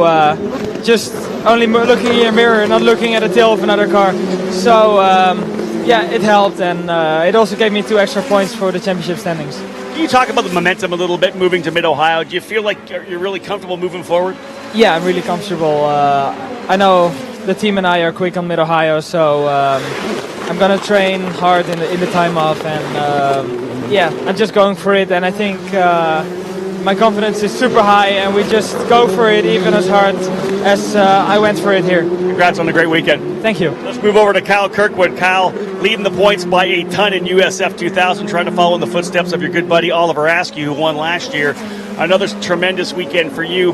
We watched that race in USF2000, and I kind of thought you'd sit behind Igor Fraga and relax a little bit and maybe not get too aggressive in terms of trying maybe a low percentage pass. You kept trying him on the outside at turn number 3, eventually able to get by. Was there any thought about finishing second, or were you going for another race win? No, I mean, if I couldn't get around him, obviously I'm going to settle for the second place, but we're going to try and win every race that we can. We're now 7 out of 9 wins, and fortunately in that race I was able to sneak by him going down the inside into 1, but I just couldn't get around him going into 3, like you said. It probably 6 or 7 laps where I tried going to the outside, and there was 1 lap I almost made a stick, but he was defending me very well. Obviously heading into the Verizon IndyCar Series race a little later on, give us your insight onto the track itself. Was it that hard on the outside line to get that grip when you transition from the pavement to the concrete in turn number 3? Yeah, I mean, the concrete's got a lot less grip everywhere on this track, and you'll see a lot of passes down into 1, down into 3, but it's really hard to stick that outside pass going down into 3, so if you see those passes, just know whoever's doing it is a really good driver. But no, the track's really good right now. We're running really fast times. It's just the heat is a little bit more than it was yesterday in their qualifying, and it was wet earlier on in their qualifying. So they're gonna have to adjust the car a little bit, maybe go stiff or whatever to adjust for this heat. And I think it's gonna be a really good race. Talking to Kyle Kirkwood, your point leader in USF2000, running for Cape Motorsports. Does your mindset change at all? There's 5 races left to go, a triple header at Mid-Ohio, the doubleheader season finale at Portland International Raceway. The championship's pretty much locked. I know you never want to say that, but are you already kind of looking forward to Pro Mazda next year? Yeah, I am. Our mindset doesn't change, though. We're winning a lot of races, so we just need to keep what we're doing. Our focus stays the same, and hopefully we just keep doing what we're doing with what we're doing right now. So, yeah, obviously we're looking forward to Pro Mazda next year. Most likely I'll end up with Cape Motorsports again, and I think all we need is 34 more points throughout the season to lock it down. And congratulations on a great weekend. Yeah, thank you so much. 2 names you guys need to know about, Nick Yeoman. Of course, Rinus VeeKay and Kyle Kirkwood, great young drivers, along with the guy sitting beside you there, Parker Thompson. There is a lot of tremendous talent in this Mazda Road to Indy. Yeah, no doubt about it. Santi Urrutia leads here in Indy Lights. We'll start with the USF2000 conversation. Steve, I'll start with you. Kyle Kirkwood, what an incredible season he's had. Been impressed with that young man? Yes, very impressed with that young man. I started asking him about how he looks after the championship and what he does, and how he keeps driving. And he said from day one that he's going to stay aggressive and try and win as many races as he can. And he's stayed true to his word. And he hasn't just pulled a checkered. He's come from back in the field a few times, and his racecraft is very, very good, and his pace is very, very good. And in terms of Pro Mazda, no better person to ask than Parker Thompson.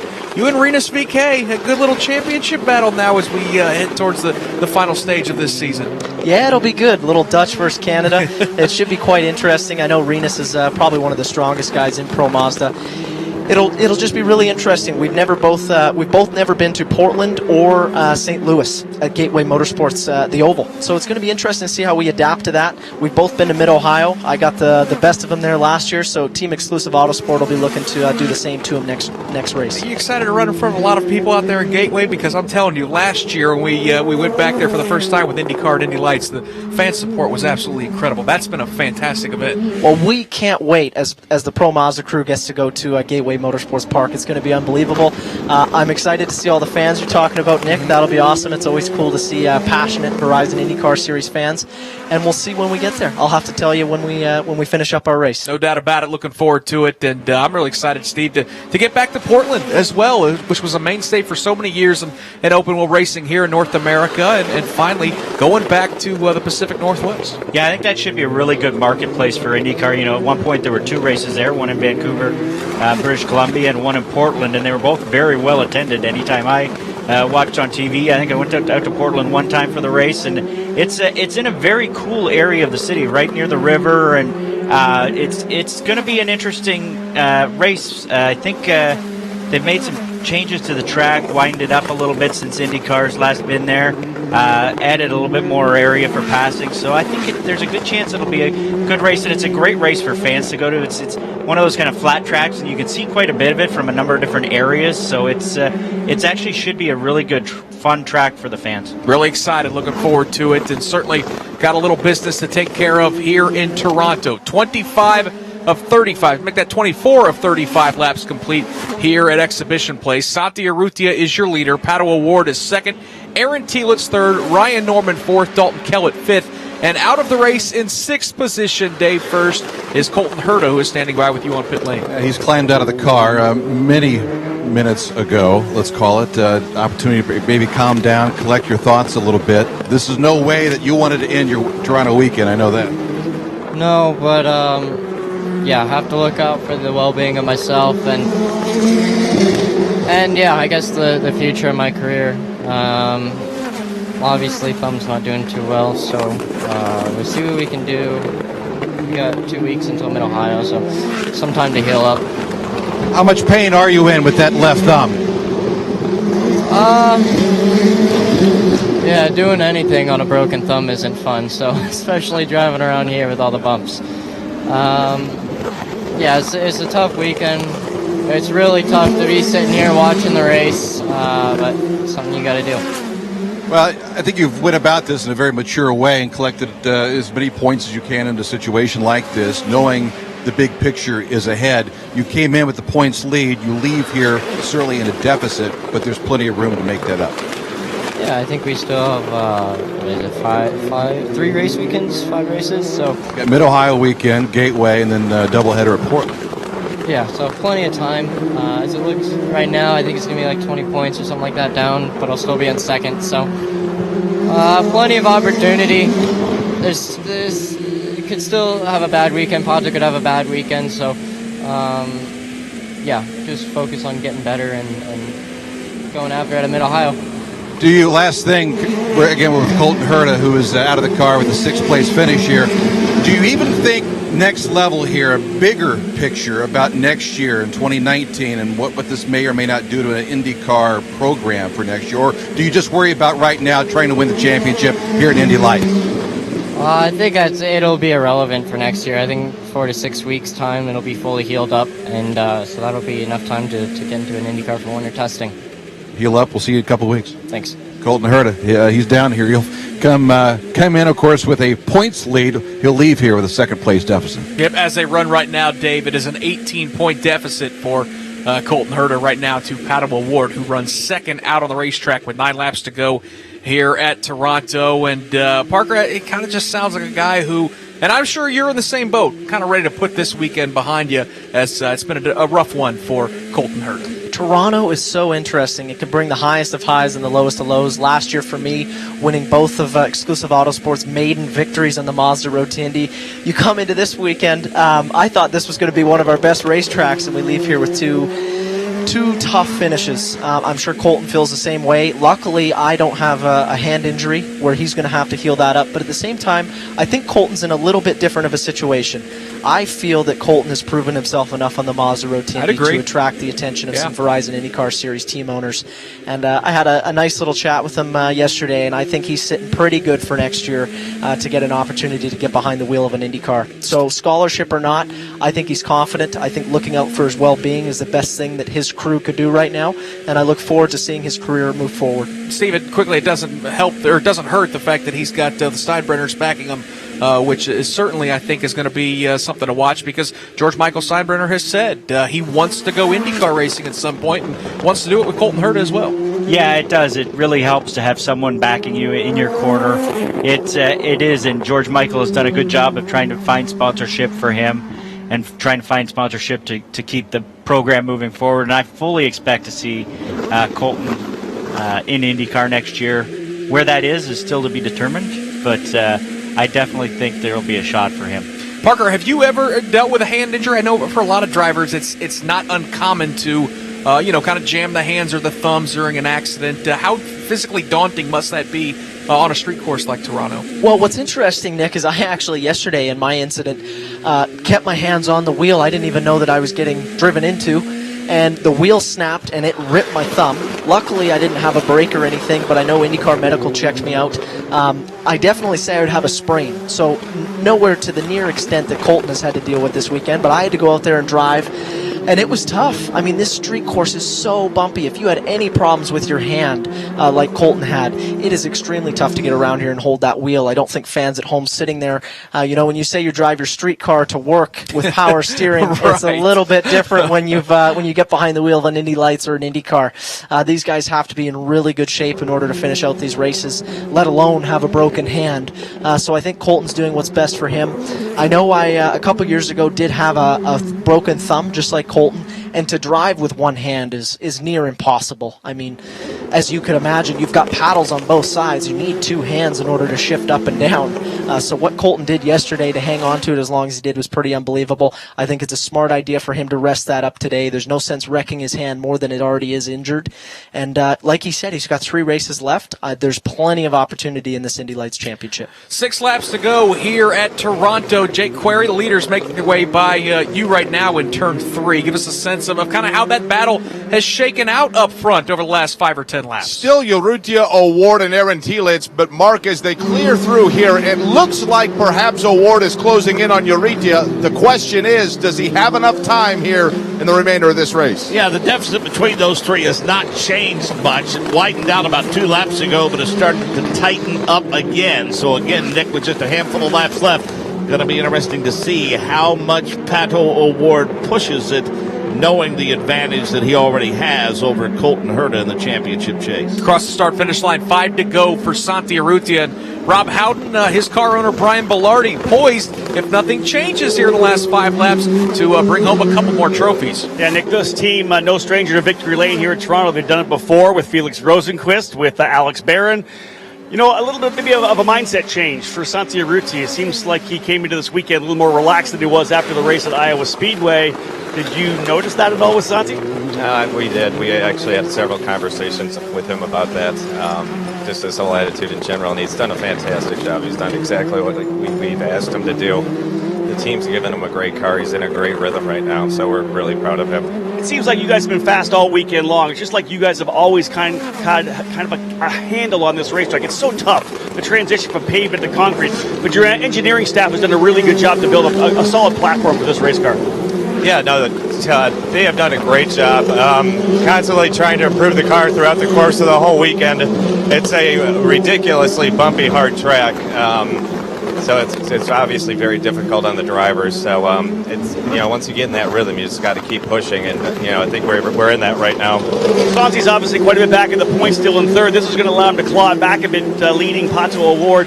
What are your thoughts on a potential run for the championship? Santi's a veteran driver. He could easily get the job done, I think, and really go on a bit of a streak. Yeah, well, that's our goal. I mean, we got to get 1 before we can get 2 right now. So we're just in the mindset of just keep moving forward. Let's try and get 1 here today, finish this one off, and go to Mid-Ohio, where we've typically been strong as well, and just see what we can do. Thanks for the time. Thank you. Nick Yeoman, you heard the little football reference there. He knows it's like grabbing that first down, right? You got to get a couple downs before you get that first down, and a win here in Toronto would certainly move the pegs a little bit for Bellardi Auto Racing. That's right. Got to keep moving the chains and scratch and claw your way back into the championship. And we heard Santi Urrutia after qualifying this morning, Steve, he said he's kind of approaching a little bit better, a little bit differently. He had more of an upbeat attitude this weekend. He's a guy that I know historically can get down on himself when weekends aren't going his way. Kind of changed the attitude this weekend, and boy, it seems to be paying off. Yeah, it really does. I talked to him after yesterday's race where he had a very interesting race, dropped down to 7th, clawed his way back up, made it up to 2nd, and then made a mistake and spun. And yeah, he was mad at himself for making a mistake, but he said he had fun out there, and I think that's something that you need to do as a race car driver. I know it's not easy because there's so much pressure on these young drivers to perform and to win races and to keep moving up to the next level. But I think sometimes they forget that they still need to try and have some fun and just take it a little bit lightly. It's not. I know it's not easy to do, but it seems to be paying off for Santi this weekend. He's driven as well as he's driven all year, and the new attitude seems to have worked well. Parker, do you find finding that balanced stuff? Because as we talked about earlier, this is your life. This is what you're going for. This is your future. But at the same time, you got to enjoy it because this is a pretty cool sport that you chose.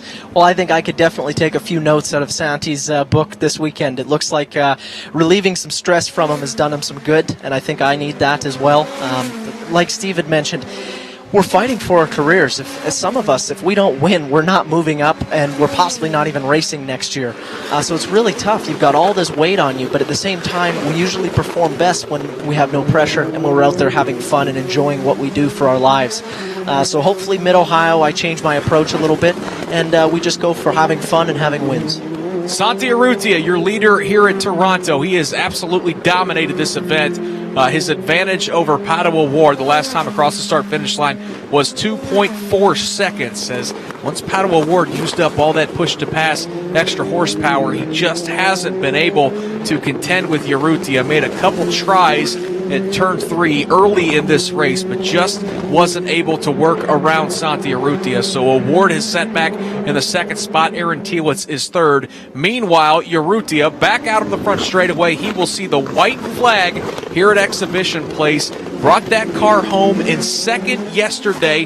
He does have one lap car of Dalton Kellett to deal with on this final lap, Jake Query, but Santi Urrutia poised for a big victory headed to turn 3 for the final time. His home country of Uruguay was one of the feel-good stories of this year's World Cup. They were eliminated in the quarterfinals by France, who wins today. Santi Urrutia wants to win for Uruguay today. He's on his way, Mark Janes. He's got to be clean for another half lap. Looking for his third straight podium finish off of second place yesterday and a third place at Iowa. Santi Urrutia trying to do all he can to stay, Nick Yeoman, in that championship chase. Yeah, no doubt about it. Let's not just hand the championship over to the Andretti teammates of Padua Ward or Colton or Herta. Santi Urrutia is certainly making a big statement as he may close within 40 points of Padua Ward when this one's all said and done. Out of turn number 11, here comes the driver from Uruguay. It's Santi Urrutia who will see the checkered flag. He'll score the victory in the Cooper Tires Indy Lights Grand Prix of Toronto, presented by Allied Building Products. Urrutia gets the win here in Toronto. Padua Ward finishes in the second spot. Aaron Tielitz comes home third, Steve, as we get to see the Belardi team celebrate down there on pit lane. This has been an interesting year for them. Brian Belardi and the groups there in red going to get to celebrate a win here in Toronto. Yeah, they've lost a little bit of their pace this year. Or Andretti's had a little bit more pace than they have, and I know I know Brian Belardi is pushing his engineers to try and find it a little bit more speed for him. But it was really cool to see how excited the team was there, and also there was a lot of Uruguayan fans down there in turn 1 waving the Uruguayan flag and number 5 flag. Was that what that was? I wondered, because there were quite a few folks down there in turn 1 celebrating. That's a cool sight to see. And Parker, as you talked about, you've scored victories in Pro Mazda, USF2000. I mean, this is a big deal for Santi Urrutia. And while maybe Padua Ward and Colton Herta have stolen all the headlines, probably a mistake for NES to put dirt on his championship hopes, as Santi Urruti we're talking about. Well, look at Santi's last couple seasons. He always makes this late season charge. Yeah. And when he gets in rhythm, I would argue that there's not another driver in the field that can stop him. Toronto's one of the toughest tracks that we visit on the Mazda Road to Indy for the Indy Lights guys. And Santi just drove away. I mean, he drove off in the sunset today. So those Bilardi guys have probably got that car figured out for him. And I wouldn't be surprised if he makes a late race and a late championship charge. As we wait to hear from some of the competitors, Parker, some final thoughts, some folks you want to thank that obviously give you a great opportunity there with Exclusive Autosport. Well, first off, Nick, I got to thank you for having me on this broadcast. Of course. It's always amazing to be on here talking to the fans at home and also talking about the Indy Lights guys. This was a great race today, but huge thanks to Exclusive Autosport. Like I said again, I wouldn't be able to compete on the Mazda Road to Indy if it wasn't for that team. Thanks to Badlands Motorsports Resort, Weyburn Energy, and Open Highway. And thank you to the Mazda Road to Indy and Cooper Tires. I mean, you look at Santi, you look at all these guys that are competing on the Mazda Road to Indy. The reason we're competing for our careers is because Mazda and Cooper Tires are putting up the money for us to move up. So huge thank you to them. It's amazing to be here in Toronto competing on the Mazda Road to Indy. And Steve, for those that don't know Trackside Online, tell us a little bit about what you and the guys have been doing and what you've been covering this year. We've been branching out a little bit this year, trying to do a little bit more of our Road to Indy coverage.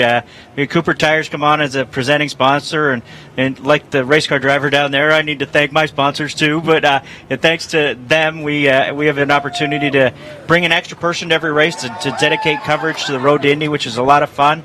But on the IndyCar side, we've been working on digging up some schedule details and some silly season happenings, and we're getting there. We're starting to get a little bit of a look-see on what's happening. I think Mid-Ohio is traditionally when all that stuff really starts to shake out, and I'm looking forward to getting to Ohio and getting back to the track. The rumblings have already started, though. That's for sure. This weekend. Let's hear from Pato Award Day first. He gets a second-place finish today, but all in all, a fantastic weekend as he will leave your championship leader. Yep, he's climbed out of that Mazda here in Victory Lane, watching Santi Urrutia celebrate the win, but you came in with a points deficit. You leave now with a points lead, and that's not so bad, right? Yeah, I think that was the main goal this weekend. So far we've had so many wins. We've got great pulls, and I just wanted to be smart this second race. I didn't want to make any stupid mistakes that could have put me or the car in danger. So I'm happy with the result. I would have been happy with any place on the podium. So it was a great week, and we went with 2 second-place finishes in the qualifyings and then a win in a second place. It's not too bad. It's interesting, this battle now between you and your teammate Colton Hurd, it's only heating up here with a handful of races remaining. Yeah, it definitely is. I mean, you guys are probably in for a treat for the last couple races of the season. He's a great teammate. He's a very good driver. I've come and put the challenge up to him, so we've both been pushing each other. It's whoever can come out with the most points in the end. Congratulations on the sensational weekend of first and second here on the streets of Toronto. Thank you. Yep, that is Patricio Award, a second-place finish here at Toronto. To Victory Lane and Rob Howden. Santiago Urrutia's got his engineer Tim Neff coming in for a little high five. Santi, this was a race that you wanted to win. I know Iowa was a tough one for you. You gathered everything back up, came to Toronto. Talk about being able to get the victory here. Here comes Pato Award as well. Little hug for both of these guys. Talk about how important this win is for you today. Yeah, we've been looking for this for all year long. We just wanted some pay, been struggling. So, yeah, the team did a great job. Just gave me a great car today from qualifying. Should have won the race yesterday, but I did a mistake when I was riding behind Pato. So, yeah, I'm happy to win, definitely. And I say in the interview before, I'm coming, you never know about the championship. We got to go race by race. We got to be aggressive. We got to win every race and see if we probably get a chance. What happened to Colton can happen to everyone here. This is racing, so yeah. We're going to be working hard as we've been doing with the Bilardi guys at the shop and everything. So thank you for them because they give me an awesome cup today. We dominate the race. So, yeah, looking forward to Mid-Ohio right now. 5 races still to go. Mid-Ohio, a track that you've been very good at. Do you feel this Bilardi team is moving in the right direction with the engineering on the car, too? Are you guys getting where you need to be to catch up to the deficit you think you have potentially on Andretti? Oh, definitely. We did some changes for this weekend, and it definitely helps a lot. So, yeah, Mid-Ohio has been great on the past years for me. My worst result in 4 years is third, I think. So I'm definitely going to go there and looking for the wins. If we can get both wins, it's going to be great. So yeah, just enjoy this moment and enjoy this race. So Thank you to Mazda, Cooper Tire, and everyone who helped me to be here today. Congratulations. Thank you. Santi Urrutia back in victory lane. Nick Yeoman, great run for the driver out of Uruguay. Yep, congratulations to him and that entire Bilardi Auto Racing crew. Programming note, coming up, 3 o'clock Eastern, the Verizon IndyCar Series, Honda Indy Toronto, here from Exhibition Place. Mark James, Anders Krohn in the booth. I'll be out in turns 5 and 6. Jake Query will be in turn 3. Rob Howden, Dave First, Tony Laporta on pit lane. And really looking forward to that event as we go IndyCar racing once again here in Toronto. A big thank you to our guys on pit lane, Rob Howden and Dave First, Jake Query and Mark Janes out on the course. From Steve Whittick of Trackside Online and Pro Mazda driver Parker Thompson as well. Wally Levitt is our network general manager. Chris Pollock back in Indianapolis, running the board, making sure everything goes so smoothly, and Rick Evans here on site as well. Big thanks to everyone involved, and congratulations to Santi Urrutia, who picks up the win today in Indy Lights here in Toronto.